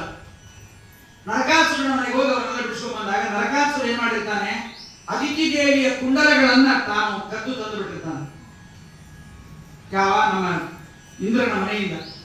ಆ ಅದಿತಿಯ ಕುಂಡಲಕ್ಕೆ ಬಹಳ ಪ್ರಾಶಸ್ತ್ಯ ಇದೆ. ಮಹಾಭಾರತದ ಕಥೆ ಪ್ರಾರಂಭ ಆಗುವುದೇ ಕುಂಡಲದ ಕಥೆಯಿಂದ. ಆ ಕುಂಡಲಗಳನ್ನು ಅದಿತಿ ದೇವಿಗೆ ಕೊಳ್ಳಿಕ್ಕೆ ಹೋಗ್ತಾಳೆ. ಸತ್ಯಭಾಮೆಯನ್ನು ಕರ್ಕೊಂಡು ಹೋಗ್ತಾನೆ ಕೃಷ್ಣ. ಕೆಲವು ಕಡೆ ಎಲ್ಲ ಹೆಂಗಸರು ಕರ್ಕೊಂಡು ಹೋಗ್ತಾರೆ. ದಿನ ಬರ್ಲಿಕ್ಕೆ ಆಗದಿದ್ರೆ ಮಂಗಳ ದಿವಸನಾದ್ರೂ ಬಾ, ದಿನ ಪ್ರವಚನ ಬರ್ಲಿಕ್ಕಾಗಿದ್ರೆ ಹೆಂಗಸರು ಅನೇಕರು ಕರ್ಕೊಂಡ್ ಬರ್ತಾರೆ. ನಾವು ಕೇಳಿರ್ತೀವಿ, ನಿಮ್ಮ ಮಂಗಳಕ್ಕೆ ಬರ್ರಿ, ಮಂಗಳ ದಿವಸ ಕೇಳ್ಬಿಟ್ರೆ ಎಲ್ಲ ಕೇಳ್ದಂಗಾಗತ್ತೆ ಅಂತ. ಅದೆಲ್ಲ ಹೇಳ್ತಾರೋ ಬಿಡ್ತಾರೋ ಪ್ರಶ್ನೆ ಆಮೇಲೆ. ಸರಿ, ಆ ಅದಿತಿಯ ಕುಂಡಲವನ್ನು ತೆಗೆದುಕೊಂಡು ಸತ್ಯಭಾಮೆಯನ್ನು ಕರ್ಕೊಂಡು ಗರುಡಾರೂಢನಾಗಿ ಕೃಷ್ಣ ತಾನು ಪರಮ ಶ್ರೇಷ್ಠವಾದ ಅದಿತಿಯ ಮನೆಗೆ ಹೋಗ್ತಾನೆ. ಕುಂಡಲಗಳನ್ನು ಮುಂದಿಟ್ಟು ನಿಮ್ಮ ಅತ್ತಿ ನಮಸ್ಕಾರ ಮಾಡು ಅಂತಾನೆ ಸತ್ಯಭಾಮೆಗೆ. ಸತ್ಯಭಾಮೆ ಅಂತ ನಾನು ಅತ್ತಿ ಇಲ್ಲದ ಮನೆಯಿಂದ ಬಂದೀನಿ, ಇದ್ಯಾವ ಅತ್ತಿ ಸ್ವಾಮಿ ಇದು ಅಂತ ಕೇಳ್ತಾಳೆ. ನೀನು ನಮಸ್ಕಾರ ಮಾಡು, ನಾನು ಕಶ್ಯಪ ಅದಿತಿಯ ಮಗ ಉಪೇಂದ್ರ ಅಂತ ನಂದು ಹೌದು. ನೋಡಿ, ನನ್ನ ತಮ್ಮ ಒಬ್ಬ ಇದ್ದಾನೆ, ಇಲ್ಲಿ ಸ್ವರ್ಗದಲ್ಲಿದ್ದಾನೆ, ಉಪೇಂದ್ರನ ತೋರಿಸ್ತಾಳೆ. ಅದಿತಿಗೆ ಪರಿಚಯವನ್ನು ಮಾಡ್ತಾಳೆ. ಮುಂದೆ ಶಚಿದೇವಿ ನೋಡಿಸ್ತಾಳೆ, ನಿಮ್ಮ ನೆಗಡಿ ನೋಡಿ, ಇವಳು ನಮ್ಮ ತಮ್ಮನ ಹೆಂಡತಿ, ನೆಗಡಿ ಇವಳು ಶಚಿದೇವಿ ಅಂತ ಇಂದ್ರನ ಹೆಂಡತಿ ಅಂತ ಪರಿಚಯವನ್ನು ಮಾಡಿಸ್ತಾಳೆ. ಹೀಗೆಲ್ಲ ಮಾಡ್ಕೊಂಡು ಬಂದಾಗ ನಂದನವನಕ್ಕೆ ಬರ್ತಾನೆ ಕೃಷ್ಣ. ನಂದನವನಕ್ಕೆ ಬಂದಾಗ ಪರಮ ಸುಂದರವಾಗಿರ್ತಕ್ಕಂಥ ಪಾರಿಜಾತ ಗಿಡ, ಬಂಗಾರದ ಅದ್ಭುತವಾದ ಕಾಂಡಗಳು, ಅದಕ್ಕೆ ಎಲ್ಲ ಅದ್ಭುತವಾದ ನವರತ್ನಗಳು ಎಲ್ಲ ಅದರಿಂದ ಕೂಡಿರ್ತವೆ. ಅದನ್ನು ನೋಡ್ತಾಳೆ ಕೃಷ್ಣದೇವಿ, ನಮ್ಮ ಸತ್ಯಭಾಮೆ. ನಾವಿದನ್ನು ತಗೊಂಡು ಹೋಗೋಣ. ಇದು ನಾನೇ ಕೊಟ್ಟಿದ್ದು ಇಂದ್ರನಿಗೆ. ಸಮುದ್ರ ಮಥನದ ಸಂದರ್ಭದಲ್ಲಿ ಇದು ಬಂದಿತ್ತು ಪಾರಿಜಾತ. ಸಮುದ್ರ ಮಥನದಲ್ಲಿ ಬಂದದ್ದನ್ನು ನಾನು ಕೊಟ್ಟಿದ್ದೀನಿ, ಅದನ್ನ ನಾನೇ ತಗೊಂಡು ಹೋದ್ರೆ ತಪ್ಪಾಗತ್ತೆ. ಇಲ್ಲ ಸ್ವಾಮಿ, ತಗೊಂಡು ಹೋಗ್ಬೇಕು ಅಂತಾನೆ ಸತ್ಯಭಾಮೆ. ಹೆಣ್ಮಕ್ಳು ಗಟ್ಟಿ ಹಿಡಿದ್ಬಿಟ್ರೆ ಫುಡ್ಡು ಬೆಡ್ಡು 2 ಇರ್ತಾವ. ಅದಕ್ಕೆ ಒಬ್ಬಳೇ ಬೇಕು, ಏನು ಮಾಡ್ಲಿಕ್ಕೆ ಆಗಲ್ಲ. ಏನ್ ಮಾಡೋದು, ತಗೊಂಡೇ ಹೋಗ್ಬೇಕು ಅಂದ್ರೆ ವನಪಾಲಕರೆಲ್ಲ ಹಿಡಿತಾರೆ, ಕಷ್ಟ ಆಗತ್ತೆ ಅಂದ್ರೆ ನಾನು ಯುದ್ಧ ಮಾಡ್ತೀನಿ ಅಂತಾಳೆ ಸತ್ಯಭಾಮೆ. ನಮ್ಮ ಅಪ್ಪನಿಗೆಲ್ಲ ಯುದ್ಧ ಮಾಡೋದು ಹೇಳ್ಕೊಟ್ಟಿದ್ದಾನೆ. ಯಾಕಂದ್ರೆ ಅಷ್ಟೊಂದು ನಿನಗೆ ಆಗ್ರಹ ಪಾರಿಜಾತವನ್ನ ಅಂತಂದ್ರೆ ಹೇಳ್ತಾಳೆ ಸತ್ಯಭಾಮೆ.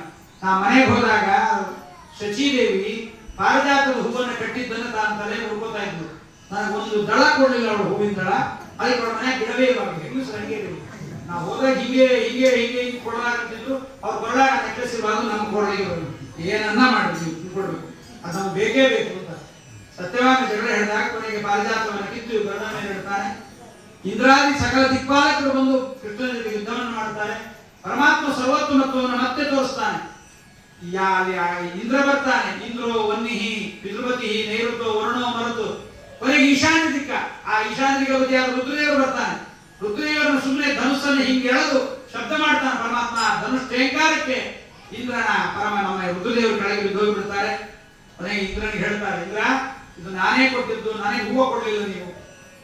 ಅದಕ್ಕೆ ನಮ್ಮ ಪ್ರಹ್ಲಾದರಾಜರಂತಾರೆ, ತ್ವಯೈವ ದತ್ತಂ ಪದಮೈಂದ್ರ ಮೂರ್ಜಿತಂ, ನೀನೇ ಕೊಟ್ಟಿದ್ದಿ ಸ್ವಾಮಿ. ಈ ಮನೆ ನಿಂದೆ, ಈ ದುಡ್ಡು ನಿಂದೆ, ತನು ನಿನ್ನದು, ಜೀವನ ನಿನ್ನದು. ಅನುದಿನದಲ್ಲಿ ಬಾಬು ದೇವರ ಪೂಜೆ ಮುಗಿದ್ಮೇಲಾದ್ರೂ ದಿನ ಹೇಳ್ಬೇಕೊಮ್ಮೆ ಇದನ್ನ. ಪಟ್ಟಂತ ಎದ್ದು ಓರ್ ಬಂದು ನೀರು ಚೆಲ್ಬಿಡೋದಲ್ಲ, ದೇವರ ಮುಂದೆ ಕೂತು ಹೇಳ್ಬೇಕು ತನು ನಿನ್ನದು. ದಿನ ದಿನ ಹೇಳ, ಒಂದ್ ದಿವಸನಾದ್ರೂ ತಲೆಗೆ ಹೊಳೆಯತ್ತದು, ತಲೆಯಲ್ಲಿ ಒಂದು ಚಿಂತನೆ ಬರುತ್ತೆ. ದಿನ ಹೇಳ್ತಾ ಇದ್ರೆ ಮಂತ್ರವನ್ನ ದೇವರು ಹೇಳ್ಬೇಕು, ತನು ನಿನ್ನದು, ಸುಖವಾಗಲಿ ಬಹು ದುಃಖವಾಗಲಿ ಸಕಲೀನಾಗಿರು ಪಾಂಡುರಂಗ. ಪರದೇವನ ನಿನ್ನ ಲೀಲಾ ಸ್ಮೃತಿಯನ್ನು ನನಗೆ ದಿನ ಕೊಡುವಂತ ದೇವರಲ್ಲಿ ಕೇಳ್ತಾ ಹೋದ್ರೆ, ಕೇಳುವಾಗ ದಿನ ಮಾತನೇ ಮಾತರೇಶ್ವರನ್ ಅಂತ ಹೇಳ್ತಾ ಇರ್ತೀವಿ, ಅರ್ಥ ಟಚ್ ಆಗದೆ ಇದ್ರು ಕೂಡ ಎಂದೆಲ್ಲ ಒಂದು ದಿವಸ ಟಚ್ ಆಗುತ್ತೆ, ಮನಸ್ಸಿಗೆ ಆನಂದವನ್ನು ಕೊಡುತ್ತೆ. ಹಾಗಾಗಿ ಆ ಪಾರಿಜಾತವನ್ನು ಪರಮಾತ್ಮ ನಾನು ಇರೋ ತನಕ ತಗೊಂಡು ಹೋಗಿರ್ತೀನಿ, ಭೂಮಿಯಲ್ಲಿ ಇಟ್ಕೊಂಡಿರ್ತೀನಿ, ನಾನು ಬರುವಾಗ ಮತ್ತೆ ಕಳಿಸ್ತೀನಿ ಅಂತ ಶಶಿದೇವಿ ಬಂದು ಅಳ್ತಾಳೆ. ಕೊಡ್ಬೇಕಾಗಿತ್ತು ಹೂವು, ಒಬ್ಬಳೆ ಮುಡ್ಕೋಬಾರ್ದು. ಅದಕ್ಕೆ ಹೂವು ತಂದದ್ದನ್ನ ಯಾವ ಇಲ್ಲಿ ಅಂದ್ರೆ ತುಳಸಿ ಕಟ್ಟೆಗಾರು ಇಡ್ತಾರೆ, ಅದು ಇಟ್ಟೇ ಸ್ವೀಕಾರ ಮಾಡಬೇಕು ಅನ್ನುವ ಪದ್ಧತಿ. ಹೀಗೆ ಪರಮಾತ್ಮ ಪಾರಿಜಾತ ಆಭರಣವನ್ನು ಮಾಡಿದ್ದಾನೆ.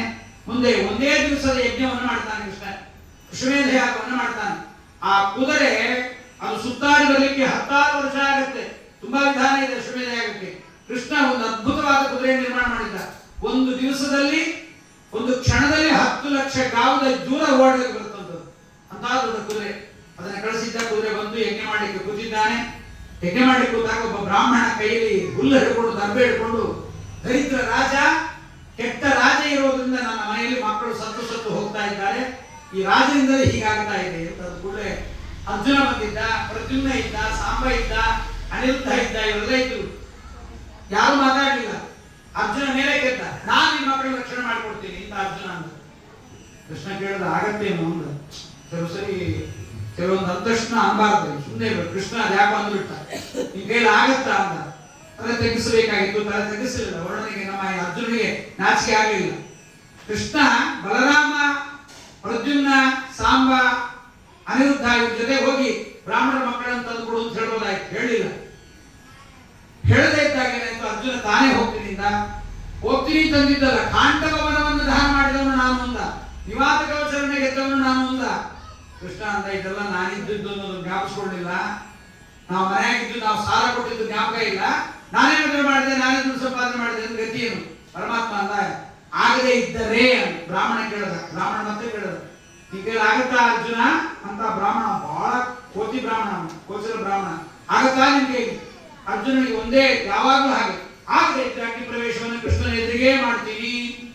ಈ ಸೊಸೇಂದ್ರ ಕೆಲವರು ಅತ್ತೆ ಹೆದರಿಸ್ತಿರ್ತಾರೆ, ನಮ್ಮನೆ ಬಾವಿಗೆ, ನಮ್ಮನೆ ಹಿಂದ್ಗಡೆ ಇರೋ ಬಾವಿಗೆ ರಾತ್ರಿ 11 ಗಂಟೆಗೆ ಬಿಸಾಯ್ತೀನಿ ಅಂತ. ಟೈಮು ಸ್ಪೇಸ್ ಎಲ್ಲ ಯಾಕೆ ಹೇಳ್ತಾರೆ ಅಂದ್ರೆ ಬಂದು ಬಿಡಿಸ್ಕೊಡ್ರಿ ಅಂತ, ಅದ್ರ ಉದ್ದೇಶನೇ ಆಗಿರುತ್ತೆ. ಹಾಗಾಗಿ ಕೃಷ್ಣ, ನಮ್ಮ ಅರ್ಜುನ ಅಂದ, ನಾನು ಕೃಷ್ಣನ ಎದುರಿಗೆ ಅಗ್ನಿ ಪ್ರವೇಶ ಮಾಡಿಬಿಡ್ತೀನಿ. ಸರಿ, ಹೋದ ಅರ್ಜುನ, ಗಾಂಡೀವ ಹೇಳ್ಕೊಂಡು ಹೋದ. ಎಲ್ಲಿ ಎಲ್ಲಿ ನಿಮ್ಮ ಹೆಂಡತಿ ಎಲ್ಲಿದ್ದಾಳೆ, ಎಲ್ಲಿ ಪ್ರಸವ ಗೃಹ, ಎಲ್ಲಿ ಪ್ರಸವ ಗೃಹ ತೋರಿಸಿ ಅಂತ.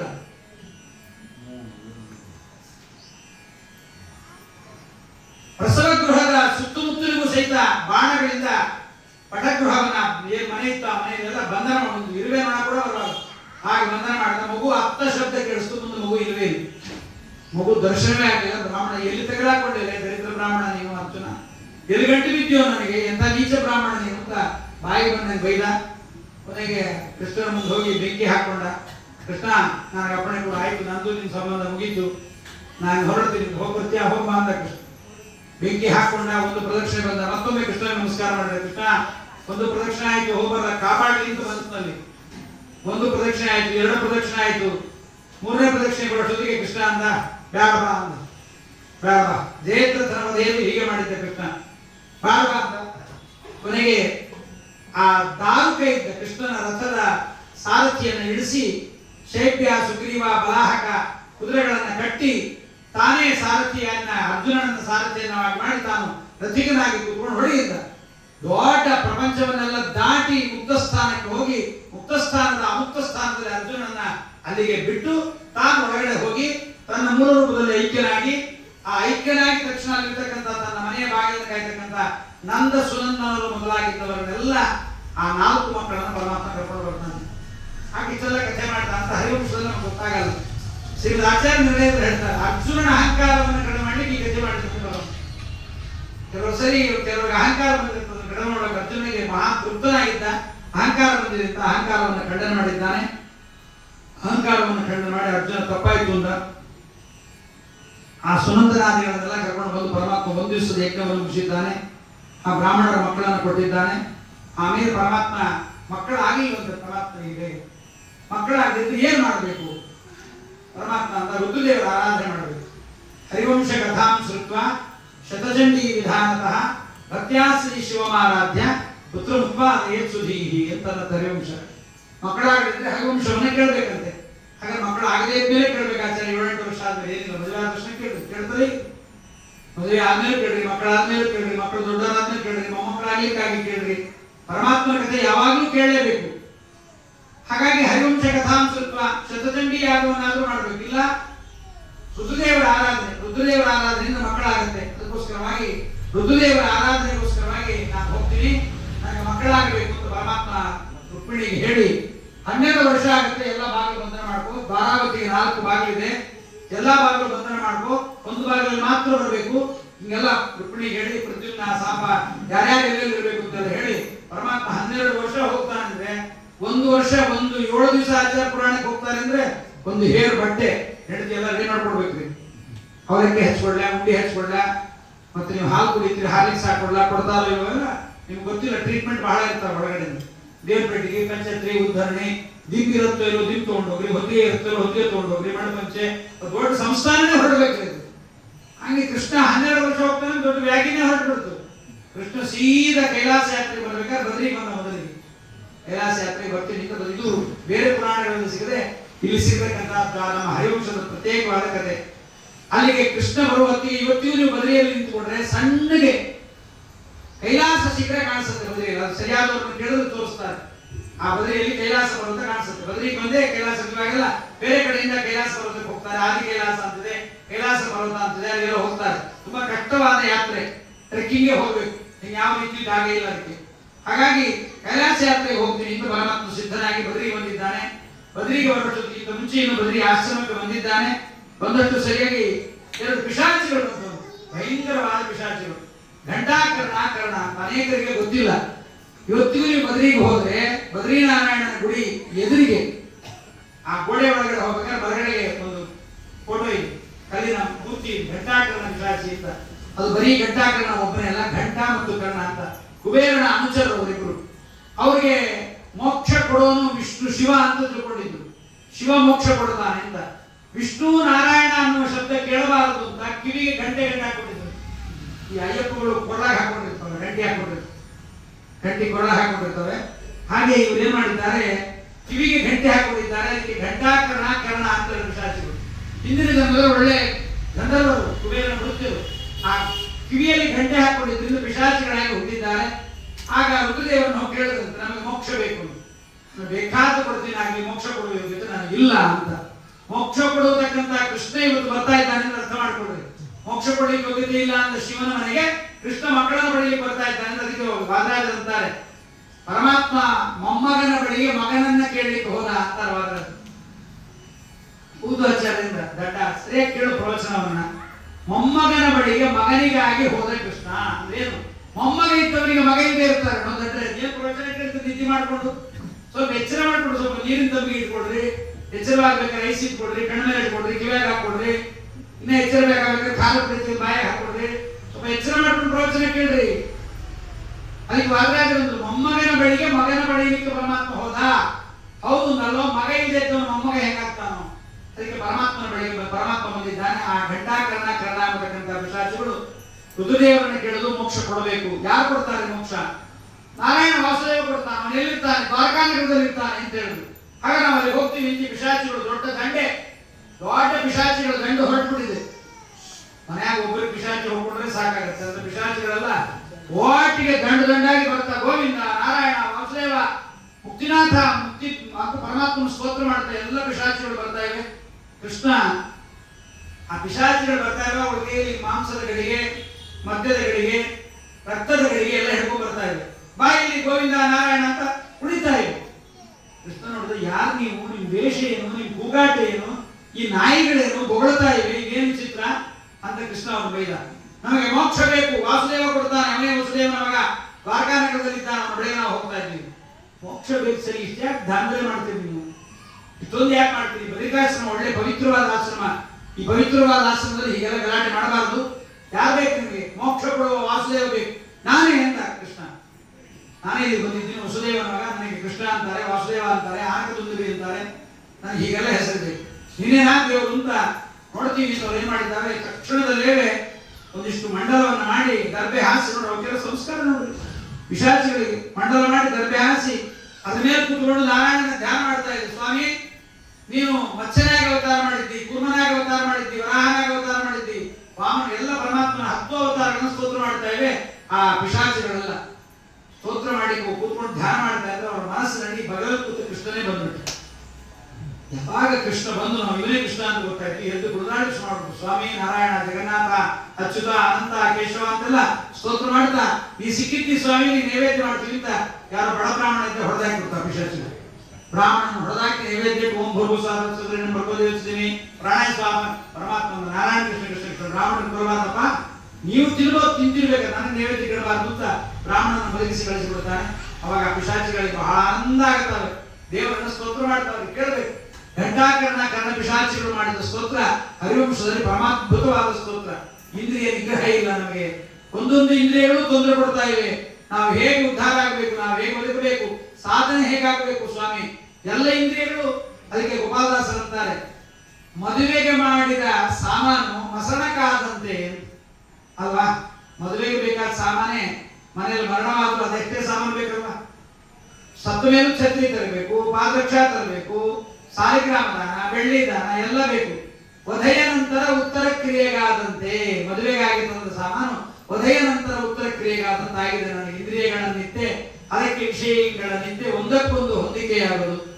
ಕಂಡ ಸ್ತ್ರೀಯರನ್ನು ನೋಡಿ ಕಣ್ಣುಗಳು ಸವೆದವಯ್ಯ, ಕಂಡ ಸ್ತ್ರೀಯರ ರೂಪವನ್ನು ನೋಡಿ ಕಣ್ಣು ಸೌದು ಹೋಯಿತು. ಮಿಂಡೆಯರ ತೊಪ್ಪಯಿಸಿ ತೊಗು ಇಂದ್ರಿಯ ಸವೆದವಯ್ಯ, ಕೊಂಡೆಯನ್ನು ಕೇಳಿ ಕಿವಿಗಳು ಸವೆದವಯ್ಯ, ಚಾಡಿ ಮಾತನ್ನು ಕೇಳಿ ಕೇಳಿ ಕಿವಿ ಸೌದು ಹೋಯಿತು. ಧರೆ ಸವೆಯಿತು, ಮನೆ ಮೈನ್ ಬಾಗಿಲ ಹತ್ರ ಇರೋ ಕಲ್ಲು ಸೌದೋಗ್ಬಿಡುತ್ರಿ, ಓಡಾಡಿ ಓಡಾಡಿ ಓಡಾಡಿ. ಸೂರ್ಯನ ವರರಥ ಸವೆಯಿತು, ಮಂದರ ಮೊದಲಾದ ಮಹಾಗಿರಿಗಳು ಸವೆದವಯ್ಯ, ಸೂರ್ಯನ ರಥ ಸವೆಯಿತು, ಎಲ್ಲ ಸವೆಯಿತು.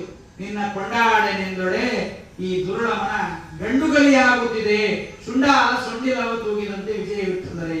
ವಿಜಯದಾಸರಂತಾರೆ, ಎಲ್ಲ ಇಂದ್ರಿಯಗಳಿಗೂ ಸವೆತ ಬರುತ್ತೆ, ಆದ್ರೆ ಈ ಮನಸ್ಸು ಮಾತ್ರ ಸವಿಯೋದಿಲ್ಲ. ಭಯಂಕರವಾಗಿ ನಮ್ಮನ್ನ ಕಾಡ್ತಾ ಇದೆ ಇಂದ್ರಿಯಗಳು ಸ್ವಾಮಿ. ಆ ಇಂದ್ರಿಯಗಳಿಂದ ನಮ್ಮನ್ನ ಹೇಗೆ ನಾವು ಪ್ರಹ್ಲಾದರಾಜರು ಸ್ತೋತ್ರ ಮಾಡಿದ್ದನ್ನು ಕೇಳ್ತೀವಿ, ಇದೇ ರೀತಿಯ ಸ್ತೋತ್ರವನ್ನ ಆ ಪಿಶಾಚಿಗಳು ಮಾಡ್ತಾವೆ.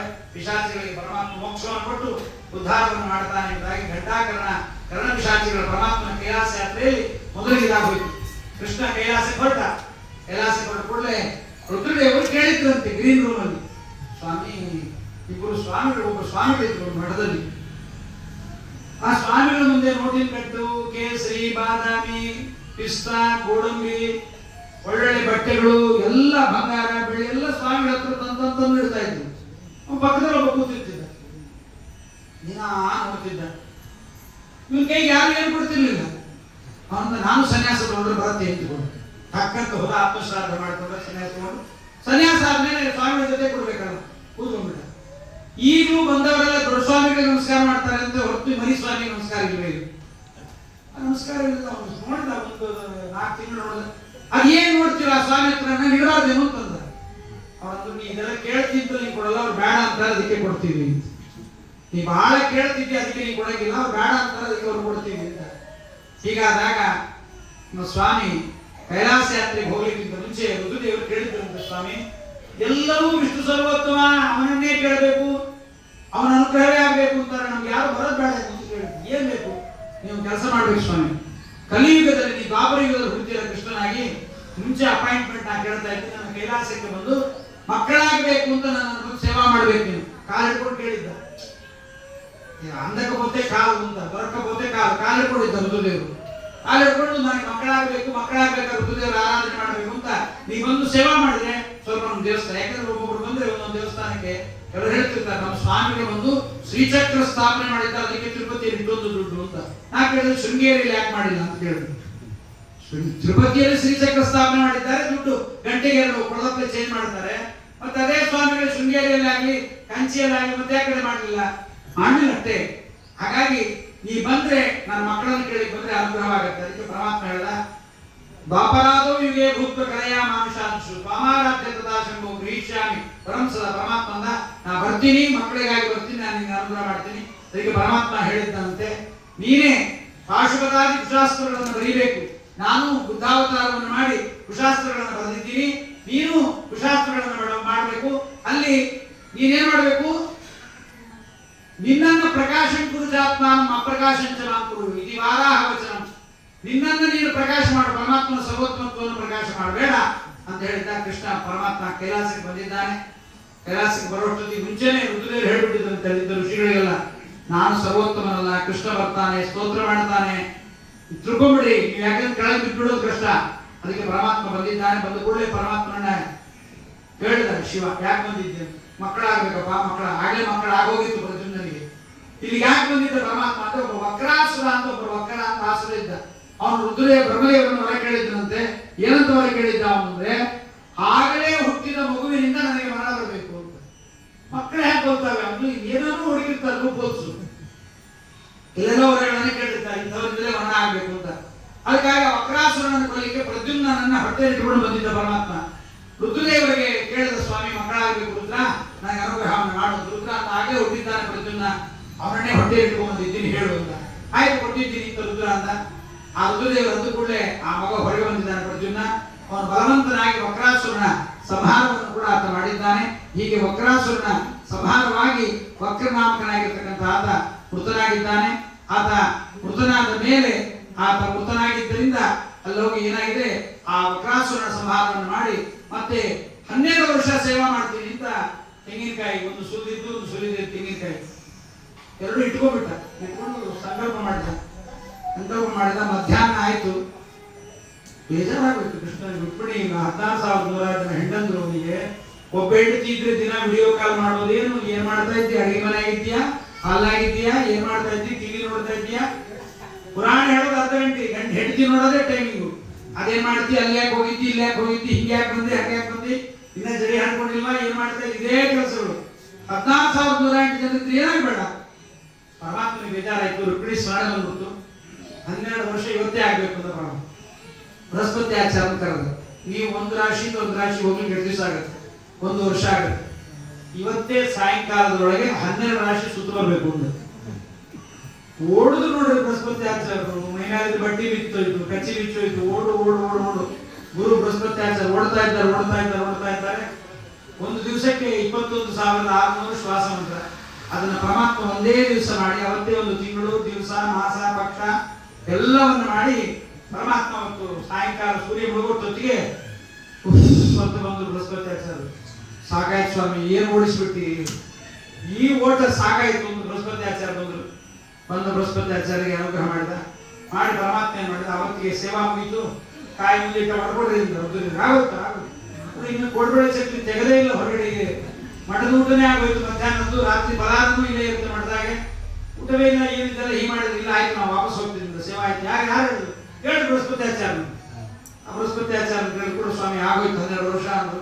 ದೇವರೊಂದು ಏನ್ ಮಾಡಿದ ಅವತ್ತು ಅಂದ್ರೆ, ಅವತ್ತು ಯಾರ್ಯಾರು ಸೇವಾ ಮಾಡ್ತಾ ಇದ್ರು ಅವರಿಗೆಲ್ಲರಿಗೂ ಕೂಡ 12 ವರ್ಷಕ್ಕೆ ಆಗುವಷ್ಟು ಶ್ವಾಸ ಮಂತ್ರವನ್ನು ಜಪ ಮಾಡಿಸಿ ವಾಯುದೇವರ ಕೈಯಿಂದ 12 ವರ್ಷ ಮಾಡಿದ್ರೆ ಏನು ಪುಣ್ಯ ಬರಬೇಕು ಎಲ್ಲರಿಗೂ ಬರ್ಬಿಟ್ಟಿದ್ರು.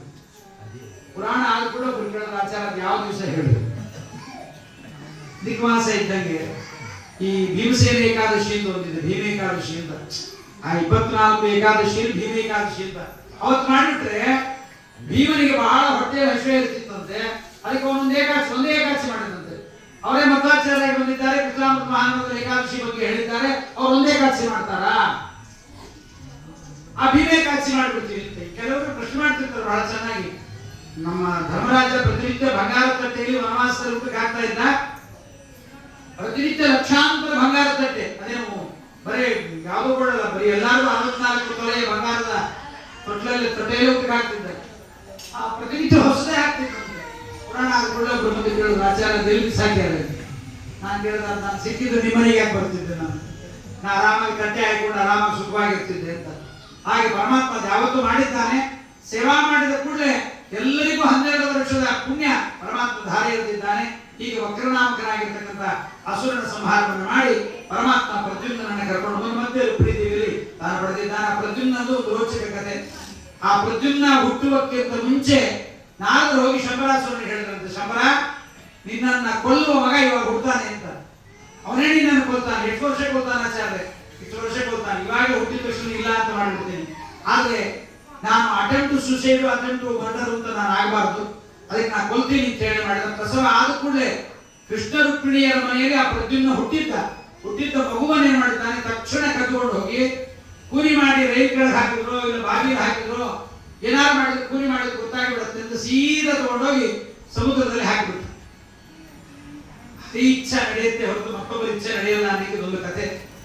ಸಮುದ್ರದಲ್ಲಿ ಹಾಕಿದ ಕೂಡ ಅದೊಂದು ಮೊಸಳೆ, ಇದು ಮೀನು, ದೊಡ್ಡ ಮೀನು ಬಾಯಿ ತಕೊಂಡು ಕಾದಿತ್ತು. ಅದು ನುಂಗಿ ಬಿಡ್ತದೆ. ಅದು ನುಂಗಿದ್ದನ್ನ ಬೆಸ್ತರು ಹಿಡಿದು ಸೀದಾ ಶಂಬರಾಸುರ ಮನೆಗೆ ಬರೋಷ್ಟೊತ್ತಿಗೆ ಆ ಮೀನಿನ ಹೊಟ್ಟೆಯ ಮಗು ಮನೆಗೆ ಬಂದ್ಬಿಡ್ತು. ಇವನು ಗೊತ್ತೇ ಇಲ್ಲ. ಮೀನು ಮನೆಗೆ ಬಂತು. ಆ ಮೀನನ್ನ ಹೆಚ್ಚಿ ಪಲ್ಯ ಮಾಡ್ಬೇಕಲ್ಲ, ಅದನ್ನ ಏನೋ ಹುಳಿನೋ ಮಾಡ್ಬೇಕಲ್ಲ.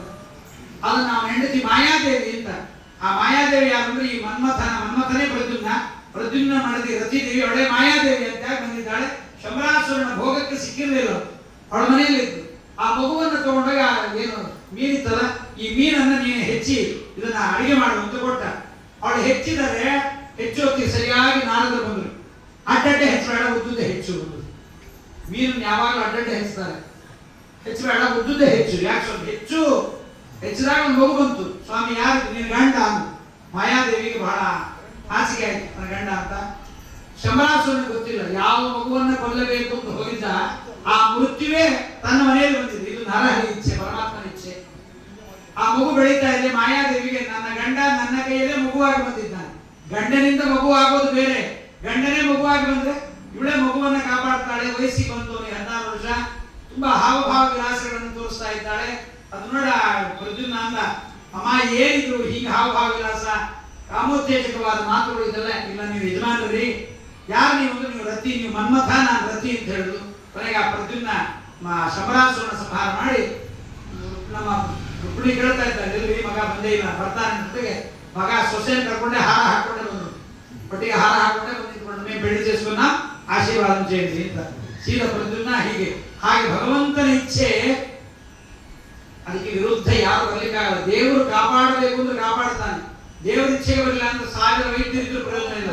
ಅದಕ್ಕೆ ಮಹಾಭಾರತದಲ್ಲಿ ಒಂದು ಕಥೆ ಬರುತ್ತೆ. ಮಹಾಭಾರತದ ಯುದ್ಧ ನಡೀತಾ ಇದೆ, ಕುರುಕ್ಷೇತ್ರದ ರಣಾಂಗಣದ ಯುದ್ಧ. ಅಲ್ಲೊಂದು ತುಂಬು ಗರ್ಭಿಣಿಯಾದ ಒಂದು ಪಕ್ಷಿ. ಆ ಪಕ್ಷಿ ಒಂದು ರಥದ ಮೇಲೆ ಫ್ಲಾಗ್ ಮೇಲೆ ಕೂತಿತ್ತು ಹಕ್ಕಿ. ಯಾರೋ ಬಾಣವನ್ನು ಬಿಟ್ಟಿದ್ದಾರೆ. ಬಿಟ್ಟ ಬಾಣ ಸೀದಾ ಹಕ್ಕಿಗೆ ಬೀಳುವಂತೆ ಇತ್ತು. ಹಕ್ಕಿ ಹಾರಿಬಿಡ್ತು. ಹಕ್ಕಿ ಹಾರಿದಾಗ ಆ ಹಾರಿದ ವೇಗಕ್ಕೂ ಇನ್ನು ಬಿಟ್ಟ ಬಾಣಕ್ಕೂ ಆ ಹಕ್ಕಿಯ ಹೊಟ್ಟೆಯ ಕೆಳಗೆ ಸೀದು ಹೋಯಿತು. ಬಹಳ ಮೃದುವಾದ ಪ್ರಾಣಿ ಹಕ್ಕಿ, ಪಕ್ಷಿ. ಅದು ಬೇರೆ ಗರ್ಭಿಣಿ, ಮೊಟ್ಟೆಗಳಿದೆ ಗರ್ಭದಲ್ಲಿ. ಆ ಮೊಟ್ಟೆಗಳು ಬಿದ್ದು ಹೊಡೆದೋಗ್ಬೇಕಾಗಿತ್ತು. ಭಗವದ್ಗೀತೆ ಹೇಗಿದೆ ಅಂದ್ರೆ, ಆ ಹಕ್ಕಿ ಮೊಟ್ಟೆಗಳ ಹೊಟ್ಟೆಯಿಂದ ಜಾರಿ ಕೆಳಗೆ ಬೀಳುವ ಹೊತ್ತಿಗೆ ಕೆಳಗಡೆ ಹುಲ್ಲಿತ್ತಂತೆ ಕುರುಕ್ಷೇತ್ರದ ರಣಾಂಗಣದಲ್ಲಿ. ಆ ಹುಲ್ಲು ಬೇರೆ ಆ ಹಕ್ಕಿಗಳ ಆ ಒಂದು ಮೊಟ್ಟೆಗಳೆಲ್ಲ ಕೆಳಗೆ ಬಿದ್ದಿದೆ. ಕೆಳಗೆ ಬಿದ್ದ ಕೂಡಲೇ ಅದನ್ನ ಯಾರು ತುಳಿದು ಬಿಡ್ಬೇಕಲ್ಲ. ಅದಕ್ಕೆ ಒಂದು ದೇವರ ರಕ್ಷಣೆ ಇಟ್ಟಿದ್ದ. ನೋಡ್ರಿ ಸ್ವಾಮಿ ರಕ್ಷಣೆಯ ಕ್ರಮ ಹೇಗಿರುತ್ತೆ ಅಂದ್ರೆ, ಯಾರೋ ಭಗದತ್ತನೋ ಯಾರೋ ಯುದ್ಧ ಮಾಡುವಾಗ ಆನೆಯ ಕೊರಳಲ್ಲಿದ್ದ ಗಂಟೆಗೆ ಬಾಣವನ್ನು ಬಿಟ್ಟಿದ್ದ. ಆ ಗಂಟೆ ಸೀದಾ ಜಾರಿಕೊಂಡು ಬಂದು ಈ ಮೊಟ್ಟೆ ಇದ್ದದ ಮೇಲೆ ಕೂತ್ಕೊಂಡ್ಬಿಡ್ತು. ಮೊಟ್ಟೆ ಒಳಗೆ ಹೊಡೆದೋಯ್ತು. ಗಂಟೆ ಯಾರು ತೆಗೆಯಲಿಲ್ಲ. ಅದಕ್ಕೆ ಗಂಟೆ ಇಟ್ಟರೆ ಯಾರು ತೆಗೆಯಲಿಲ್ಲ. ಅದು ಎಲ್ಲಿ ಬಿದ್ದಿರುತ್ತೋ ಹಾಗೇ ಬಿದ್ದಿರುತ್ತದು. ಅದು ಗಂಟೆ ಹಾಗೆ ಆಚಾರ ಇಟ್ಟಿದ್ರೆ ಆಚಾರವನ್ನು ತೆಗಿಬೇಕು. ಮತ್ತೆ ಯಾರೋ ಉಂಟಲ್ಲ, ಆ ಗಂಟೆ ಕೆಳಗೆ ಯುದ್ಧ ಮುಗಿದೋಯ್ತು. 18 ದಿವಸ ಯುದ್ಧ ಆಯ್ತು. ಕೊನೆಗೆ ಅನೇಕ ಋಷಿಗಳು ಯಾರೋ ಬರ್ತಾ ಇದ್ರು. ಬರುವಾಗ ಆ ಮೊಟ್ಟೆಗಳೆಲ್ಲ ಆ ನೋಡಿ ದೇವರು ಕೆಳಗಡೆ ಮೆತ್ತಿಗೆ, ಮೇಲ್ಗಡೆ ಗಂಟೆ, ಅದಕ್ಕೆ ಆ ಮೊಟ್ಟೆಗಳೆಲ್ಲ ಹೊಡಿಲಿಕ್ಕೆ ಬೇಕಾದ ಟೆಂಪರೇಚರ್ ಸ್ವಾಮಿ ಒಳಗಡೆ ಕ್ರಿಯೇಟ್ ಮಾಡಿದ್ದೆ. ಆ ಮೊಟ್ಟೆಗಳೆಲ್ಲ ಒಡೆದು ಚಿಲಿಪಿಲಿ ಚಿಲಿಪಿಲಿ ಪಿಲಿಪಿಲಿ ಶಬ್ದ ಮಾಡ್ತಾ ಇವೆ. ಅದಕ್ಕೆ ಅವ ಋಷಿಗಳು ಬಂದವರು ಇದನ್ನು ತೆಗೆದ್ರೆ ಏನೋ ಇದೆ ಇಲ್ಲಿ ಅಂತ ಹೇಳಿದಾಗ ಅವು ಶ್ರೇಷ್ಠ ವೇದದ್ರಷ್ಟಾರರಾದ ಋಷಿಗಳವರೆಲ್ಲರೂ ಕೂಡ. ಅಂತಹ ದೇವರ ರಕ್ಷಣೆಯ ಕಥೆ ಅಂದ್ರೆ ಹೀಗಿರುತ್ತೆ. ಪರಮಾತ್ಮ ರಕ್ಷಣೆ ಮಾಡ್ತಾನೆ ಅಂದ್ರೆ ಇಂಥ ಒಂದು ಶ್ರೇಷ್ಠವಾಗಿರ್ತಕ್ಕಂಥದ್ದಿರುತ್ತೆ. ಹೀಗೆ ಶ್ರೇಷ್ಠವಾಗಿರ್ತಕ್ಕಂಥ ಹರಿವಂಶದ ಕಥೆಯಲ್ಲಿ ಇಷ್ಟೆಲ್ಲ ವಿಚಾರವನ್ನು ಹೇಳಿ ಪರಮಾತ್ಮನ 16,108 ಜನ ಇನ್ನು ಅನೇಕ ವಿಚಾರಗಳನ್ನು ಪರಮಾತ್ಮನ ಬಗ್ಗೆ ಹೇಳಿದ್ದಾರೆ. ಈ ಹೇಳಿದ್ದು ವಾರ 24x7 ಅಲ್ಲ, 7x1 ಅಷ್ಟೇ. 7 ದಿವಸಕ್ಕೆ ದಿನಕ್ಕೆ 1 ಗಂಟೆ 7 ಗಂಟೆ ಪ್ರವಚನ. ಇದನ್ನು ನಿಯಮಿತವಾಗಿ 9 ದಿವಸ ಬೆಳಗ್ಗೆ ಸಾಯಂಕಾಲ ಕೇಳಬೇಕಂತೆ. ಭಾಗವತ ಕೇಳಿದ್ರೆ ಹರಿವಂಶವನ್ನ ಕೇಳಬಹುದು. ಅದಕ್ಕೆ ಅದಕ್ಕೆ ಮನೆಗೆ ಹೇಳ್ತಾರೆ. ಏನೇನು ಹೇಳಿದ್ದಾರೆ ಅಂದ್ರೆ ಹರಿವಂಶೇತ್ರ ವೃತ್ತಾಂತಹ ಪ್ರಕೀರ್ತ್ಯಂತೆ ಕ್ರಮೋದಿತಾ. ಹರಿವಂಶದಲ್ಲಿ ಏನೇನು ಹೇಳಿದ್ದಾರೆ ಅಂತ ಹೇಳ್ತಾರೆ. ಮೊದಲು ಆದಿಸರ್ಗ, ಭೂತ ಸರ್ಗ ಇವೆಲ್ಲ ಸೃಷ್ಟಿಗಳನ್ನು ವರ್ಣನೆ ಮಾಡಿದ್ದಾರೆ. ಪೃಥ್ವಿರಾಜನ ಕಥೆ, ವೈನನ ಮಗನಾಗಿರ್ತಕ್ಕಂಥದ್ದು. ಮನುಗಳು ಸ್ವಯಂಭುವ, ಸ್ವಾರೋಚಿಷ, ಉತ್ತಮ, ತಾಮಸ, ರೈವತ, ಚಾಕ್ಷುಷ, ದೇವಸಾವರ್ಣಿ, ಬ್ರಹ್ಮಸಾವರ್ಣಿ, ರುದ್ರಸಾವರ್ಣಿ ಮೊದಲಾದ ಮನುಗಳ ಕಥೆಯನ್ನು ಹೇಳಿದ್ದಾರೆ. ವೈವಸ್ವತ ಕುಲದ ಕಥೆಯನ್ನು ಹೇಳಿದ್ದಾರೆ. ಅದಾದ್ಮೇಲೆ ಗಾಲವನ ಉತ್ಪತ್ತಿ ಕಥೆಯನ್ನು ಹೇಳಿದ್ದಾರೆ. ಇಕ್ಷ್ವಾಕು ವಂಶದ ಕಥೆಯನ್ನು ಹೇಳಿದ್ದಾರೆ. ಪಿತೃಕಲ್ಪವನ್ನು, ಶ್ರಾದ್ದ ಕಲ್ಪವನ್ನು ಹೇಳಿದ್ದಾರೆ. ಅತ್ರಿ ಋಷಿಗಳ ಕಣ್ಣಲ್ಲಿ ಬಂದ ಚಂದ್ರನ ಕಥೆಯನ್ನ, ಹುಟ್ಟಿದ ಕಥೆಯನ್ನು ಹೇಳ್ತಾ ಇದ್ದಾರೆ. ಇಲೆಯನ್ನು ಮದುವೆ ಮಾಡಿಕೊಂಡ ಬುಧ ಸುದ್ದಿನ ಅವನೇ ಆ ವಂಶವನ್ನು ಬಂದ ಕಥೆಯನ್ನು ಹೇಳಿದ್ದಾರೆ. ಮುಂದೆ ಶ್ರೇಷ್ಠವಾಗಿರ್ತಕ್ಕಂಥ ವಂಶದಲ್ಲಿ ದಿವೋದಾಸನ ಕಥೆಯನ್ನು ಹೇಳಿದ್ದಾರೆ. ಯಾತಿರಾಜನ ಚರಿತ್ರೆ, ಕುರುವಂಶದ ಚರಿತ್ರೆ, ಕೃಷ್ಣನ ಶ್ರೇಷ್ಠವಾಗಿರ್ತಕ್ಕಂಥ ಪರಮಾತ್ಮನ ಕೃಷ್ಣನ ಅವತಾರದ ಕಥೆಯನ್ನು ಹೇಳಿದ್ದಾರೆ. ಅಂತ ಪರಮಾತ್ಮ ಕಾಳಿಯನ್ನ ದಮನ ಮಾಡಿದ ಕಥೆ, ದೇವಕಾಸುರನನ್ನು ಕೊಂದ ಕಥೆ, ಪ್ರಲಂಬಾಸುರನನ್ನು ಕೊಂದದ್ದು, ಹಾಗೆ ಗಿರಿಯಜ್ಞೆ ಗೋವರ್ಧನ ಪರ್ವತವನ್ನು ಮಾಡಿದ ಕಥೆಯನ್ನ, ಕ್ರೂರಾಗಮನ, ಧನುರ್ಭಂಗ, ಕೋಲಯಾಪೀಡ ಇವೆಲ್ಲ ವಧೆ ಮಾಡಿದ ಕಥೆಯನ್ನೆಲ್ಲ, ಗೋಮಂತಸ್ಯ ಗಿರಿರ್ದಾಹ ನಿರ್ಮಾಣಂ ದ್ವಾರವತ್ಯಾಸ್ತು ರುಕ್ಮಿಣಿ ಹರಣ, ದ್ವಾರಾವತಿಯ ನಿರ್ಮಾಣದ ಕಥೆಯನ್ನ, ರುಕ್ಮಿಣಿಯನ್ನ ಹರಣ ಮಾಡಿದ ಕಥೆಯನ್ನ, ರುಕ್ಮಿಣಿ ಕೃಷ್ಣರ ವಿವಾಹದ ಕಥೆಯನ್ನ, ಬಲದೇವಾನೇಕವನ್ನ ಎಲ್ಲವನ್ನು ಹೇಳಿದ್ದಾರೆ. ನರಕನ ವಧೆ, ಪಾರಿಜಾತಾಪಹರಣ, ಪುನಃ ದ್ವಾರಾವತಿಯ ವಿಶೇಷವಾದ ನಿರ್ಮಾಣದ ಕಥೆ, ಹೀಗೆಲ್ಲ ಅದ್ಭುತವಾಗಿರ್ತಕ್ಕಂಥ ವಿಚಾರವನ್ನು ಹೇಳಿದ್ದಾರೆ. ಶಂಬರಸ್ಯ ವಧಶ್ಚೈವ ಧನ್ಯೋಪಾಖ್ಯಾನಮೇವ ಚ, ಧನ್ಯಾಶ್ಚರ್ಯ ಪರ್ವವನ್ನು ಹೇಳಿದ್ದಾರೆ. ಮತ್ತೆ ವಾಸುದೇವನ ಪರಮಾತ್ಮನ ಮಹಾತ್ಮೆಯನ್ನು ಹೇಳಿದ್ದಾರೆ. ಕೈಲಾಸ ಯಾತ್ರಾ ಕೃಷ್ಣಸ್ಯ, ಕೈಲಾಸ ಯಾತ್ರೆಯನ್ನು ಹೇಳಿದ್ದಾರೆ. ಇದನ್ನ ಯಾರು ಹರಿವಂಶವನ್ನು ಶ್ರವಣ ಮಾಡ್ತಾರೆ ಧನ್ಯಂ ಯಶಸ್ಯಂ ಆಯುಷ್ಯಂ ಮುಕ್ತಿ ಫಲಪ್ರದಂ. ಹರಿವಂಶದ ಶ್ರವಣ ಅದು ಶ್ರೇಷ್ಠವಾಗಿರ್ತಕ್ಕಂಥ ಗಂಗೆ ಗೋವು ಪಾಲು ಗರುಡೆಡೆಯನ್ನು ಚಾರು ಅಂತ. ಅದು ಗಂಗೆಯ ನೀರು, ಒಳ್ಳೆ ಹಸುವಿನ ಹಾಲು ತುಂಬಾನೇ ಬೇಕು ಅಂತ, ಸ್ವಲ್ಪ ಆದ್ರೂ ಸಾಕು. ಇದನ್ನ ಯಾರು ಕೇಳ್ತಾರೆ ಹೇಳ್ತಾರೆ. ಸಯಾತಿ ವೈಷ್ಣವಂ ಧಾಮ, ಪರಮಾತ್ಮ ವೈಕುಂಠ ಲೋಕವನ್ನು ಪಡೆಯುತ್ತಾರೆ. ಲಬ್ಧಕಾಮಃ, ಎಲ್ಲ ಮನೋರಥಗಳನ್ನು ಪೂರ್ಣ ಮಾಡಿಕೊಂಡು ಅನುಗ್ರಹವನ್ನು ಪಡೆಯುತ್ತಾರೆ. ಕೇಳಿದವರು ಧನ್ಯರಾಗುತ್ತಾರೆ, ಕೀರ್ತಿವಂತರಾಗುತ್ತಾರೆ, ಆಯುಷ್ಯವಂತರಾಗುತ್ತಾರೆ. ಅವರ ಮನೆಯಲ್ಲಿ ಊಟಕ್ಕೆ ತಿಂಡಿಗೆ ಯಾವುದೇ ದೋಷ ಇರುವುದಿಲ್ಲ ಅಂತ ಹೇಳ್ತಾರೆ. ಅಷ್ಟಾದಶ ಪುರಾಣಾನಾಂ ಶ್ರವಣಾತ್ ಯತ್ಫಲಂ ಲಭೇತ್ ತತ್ಫಲಂ ಸಮವಾಪ್ನೋತಿ ವೈಷ್ಣವನಾಥ ಶಿಕ್ಷೆ. ಯಾರು ವೈಷ್ಣವನಾದವನು ಹರಿವಂಶದ ಕಥೆಯನ್ನು ಯಾರು ಕೇಳ್ತಾನೆ ಅವನು 18 ಪುರಾಣಗಳ ಕಥೆಯನ್ನ ಕೇಳಿದ ಪುಣ್ಯ ಅವನಿಗೆ ಬರುತ್ತೆ. ಶ್ಲೋಕಾರ್ಥಂ ಶ್ಲೋಕವಾದವ ಹರಿವಂಶ ಸಮುದ್ಭವಂ ಶೃಣ್ವಂತಿ ಶ್ರದ್ಧೆಯ ಯುಕ್ತಃ ವೈಷ್ಣವಂ ಪರಮಾಪ್ನುಃ. ಅರ್ಧ ಶ್ಲೋಕ ಹರಿವಂಶದ ಕಥೆಯನ್ನು ಕೇಳಿದ್ರೆ ಅವನು ಪರಮಾತ್ಮನ ವೈಕುಂಠ ಲೋಕವನ್ನು ಕೇಳ್ತಾನೆ. ಕೇಳುವಾಗ ಶೃಣ್ವಂತಿ ಶ್ರದ್ಧೆಯ ಯುಕ್ತಃ, ಶ್ರದ್ಧೆಯಿಂದ ಹೇಳೋರು ಹೇಳಬೇಕು, ಕೇಳೋರು ಅದನ್ನು ಕೇಳಿದ್ರು ವೈಕುಂಠ ಲೋಕವನ್ನು ಪಡೆಯುತ್ತಾರೆ. ಜಂಬೂ ದ್ವೀಪದಲ್ಲಿ ಹುಡುಕಿದ್ರೆ ತುಂಬಾ ಜನ ಶ್ರೋತೃಗಳು ಸಿಗೋದಿಲ್ಲವಂತೆ. ಶ್ರೋತೃಗಳು ಬಹಳ ದುರ್ಲಭ. ಭವಿಷ್ಯತ್ ನರಾರಾಜನ್ ಸತ್ಯಂ ಸತ್ಯಂ ವದಾಮ್ಯಹಂ. ಶ್ರೀನಿಶ್ಚ ಪುತ್ರಕಾಮಾವಿಹಿ, ಮಕ್ಕಳಾಗಬೇಕು, ಬರೀ ಮಕ್ಕಳಾದ್ರೆ ಸಾಲದು. ಅದಕ್ಕೆ ಹೇಳ್ತಾರೆ ಮಕ್ಕಳಾಗಬೇಕು ಅಂದ್ರೆ ಏನ್ ಮಾಡಬೇಕು? ಮದುವೆ ಮಾಡಬೇಕು. ಮದುವೆ ಮಾಡಿದ್ರೆ ಮಕ್ಕಳಾಗುತ್ತೆ, ಪ್ರಾಣಿಗಳಿಗೂ ಆಗುತ್ತೆ. ಹಾಗಲ್ಲ, ಒಳ್ಳೆ ಮಕ್ಕಳಾಗಬೇಕಾದ್ರೆ ಹರಿವಾಯು ಗುರುಗಳ ಸೇವೆ ಆಗಬೇಕು. ಪೂರ್ವೇ ವಿಕರ್ದಮ ಪರಾಶರ ಪಾಂಡು ಮುಖ್ಯಾಹ ಯತ್ಸೇವಯ ಗುಣಗಣಾಢ್ಯಮಪತ್ಯಮಾಪು. ಕರ್ದಮ ಪಶ್ಯ, ಕರ್ದಮರು, ಕಶ್ಯಪರು ಇವರೆಲ್ಲರೂ ಕೂಡ ಒಳ್ಳೆ ಮಕ್ಕಳಾಗಬೇಕು ಅಂತ ಏನ್ ಮಾಡಿದ್ರು? ಗುಣಗಣಾಢ್ಯಮಪತ್ಯಮಾಪು, ಗುಣಗಣಾಢ್ಯನಾದ ಪರಮಾತ್ಮನ ಅನುಗ್ರಹವನ್ನ ಸೇವೆ ಮಾಡಿ. ಮಕ್ಕಳು ಎಂತವ್ರು ಇರಬೇಕು ಅಂದ್ರೆ ಗುಣಗಣಾನವ ಪುತ್ರ ಕಾಮು. ಬರೀ ಆಸ್ತಿಗೆ ಮಕ್ಕಳಾದ್ರೂ ಪ್ರಯೋಜನವಿಲ್ಲ. ಮಕ್ಕಳು ವೈಷ್ಣವರಾಗಬೇಕು, ಹರಿವಾಯು ಗುರುಗಳ ಭಕ್ತರಾಗಬೇಕು, ಏಕಾದಶಿ ವ್ರತಾದಿಗಳನ್ನು ಮಾಡಬೇಕು, ಚಾತುರ್ಮಾಸ್ಯಾದಿಗಳನ್ನು ಮಾಡಬೇಕು. ಅಂಥ ಮಕ್ಕಳಾದ್ರೆ ಆ ಮಕ್ಕಳಿಂದ ಉದ್ಧಾರ. ಆದ್ರಿಂದ ಸ್ತ್ರೀವಿಶ್ಚ ಪುತ್ರಕಾಮಾದಿ, ಒಳ್ಳೆ ಮಕ್ಕಳಾಗಬೇಕು, ಇದನ್ನು ಶ್ರವಣ ಮಾಡಬೇಕು. ಜೊತೆಗೆ ದಕ್ಷಿಣಾಚಾತ್ರ ಹೇಳ್ತಾರೆ, ಮತ್ತು ಆಚಾರ ಆಸೆಯಿಂದ ಹೇಳ್ತಾರೆ ಅಂತ ಹೇಳ್ಕೋಬೇಡ್ರಿ. ಹರಿವಂಶದ ಕಥೆಯನ್ನು ಹೇಗೆ ಹೇಳಬೇಕು ಅಂತ ಹೇಳಿದ್ದಾರೆ ಹಾಗೆ ಹೇಳಿದ ಆಚಾರ್ಯರಿಗೆ ಹರಿವಂಶದಲ್ಲಿ ಹೇಳಿದಷ್ಟು ದಕ್ಷಿಣ ಕೊಡಬೇಕು. ಹಾಗೆ ಹೇಳಿಲ್ಲವಾದ್ರಿಂದ ಸ್ವಲ್ಪ ಕಾಂಪ್ರಮೈಸ್ ಆಗಬೇಕು. ಏನ್ ತೊಂದರೆ ಇಲ್ಲ. ಅದನ್ನ ಕೇಳಬೇಕಂತೆ. ನಿಷ್ಕತ್ರೇ ಸ್ವರ್ಣಕಂ, 3 ತೊಲೆ ಬಂಗಾರ ಕೊಡಬೇಕಂತ ತಿಳಿದುಕೊಳ್ಳಿ. ವಾಚಕಾಯ ಯಥಾಶಕ್ತಿ, ಕೊನೆಗೆ ಅದೇ ಶ್ಲೋಕದಲ್ಲಿ ಹೇಳ್ತಾರೆ, ಯಥಾಶಕ್ತಿ ಕೊಡ್ರಿ. ಸ್ವರ್ಣಶೃಂಗೀಂಚ ಕಪಿಲಾಂ ಸವತ್ಸಾಮಸ್ತ್ರ ಸಂಯುತ, ಕಪ್ಪು ಗೋದಾನವನ್ನು ಕೊಡಬೇಕಂತೆ. ಬಂಗಾರದ ಇದನ್ನ ಹಾಕಿರ್ತಕ್ಕಂಥದ್ದು ಶೃಂಗಕ್ಕೆ. ಅಲಂಕಾರಂ ಪ್ರತಿದ್ಯಾಚ ಪಾಂಡ್ಯವರೇ ಭರತರ್ಷಭ, ಪುರಾಣ ಹೇಳಿದ ಆಚಾರ್ಯಕ್ಕೆ ಬಂಗಾರದ ಕಡಗ ಹಾಕ್ಬೇಕಂತ. ಹಂಗೆ ಹೇಳಿದಂಗೆ ಮತ್ತೆ ಒಂದು ಬಿಟ್ಕೊಡ್ರಿ. ಅಲಂಕಾರಂ ಪ್ರತಿದ್ಯಾಚ ಕರ್ಣಸ್ಯಾಪನಂ, ಕಿವಿ ಕುಂಡಲಗಳನ್ನು ಕೊಡಬೇಕಂತೆ. ಭೂಮಿದಾನಂ ಸಮಾದದ್ಯಾತ್, ಬ್ರಾಹ್ಮಣನಿಗೆ ಭೂದಾನವನ್ನಾದರೂ ಕೊಡಬೇಕು. ಭೂಮಿದಾನ ಸಮಂದಾನ, ಭೂಮಿದಾನಕ್ಕಿಂತ ಸಮಾನವಾದ ದಾನ ಮತ್ತೊಂದಿಲ್ಲ. ಅಂದ್ರೆ ಇದನ್ನ ಯಾಕೆ ಹೇಳ್ತೀವಿ, ಯೋಗ್ಯತೆ ಇದ್ದವರಾರ ಕೊಡಬಹುದು. ಏನ್ ದಾನ ಕೊಡ್ಬೇಕಾಗ್ತದೆ ಅಂತ ಕೆಲವೆಲ್ಲ ವಾಟ್ಸಪ್ ಗ್ರೂಪ್ಗಳಲ್ಲಿ ಕೇಳ್ತಿರ್ತಾರೆ. ಅದಕ್ಕೆ 33 ದಿವಸ 33 ದಾನ ಹಾಕಿದ್ರು. 33 ದಿವಸಕ್ಕೆ 33 ದಾನ ಹಾಕಿದ್ರು. 33 ದಿವಸಕ್ಕೆ 33 ದಾನ, ಕೆಲವು ದಿವಸ ಕ್ಷೀರದಾನ ಅಂತ ಹಾಕಿದ್ರು.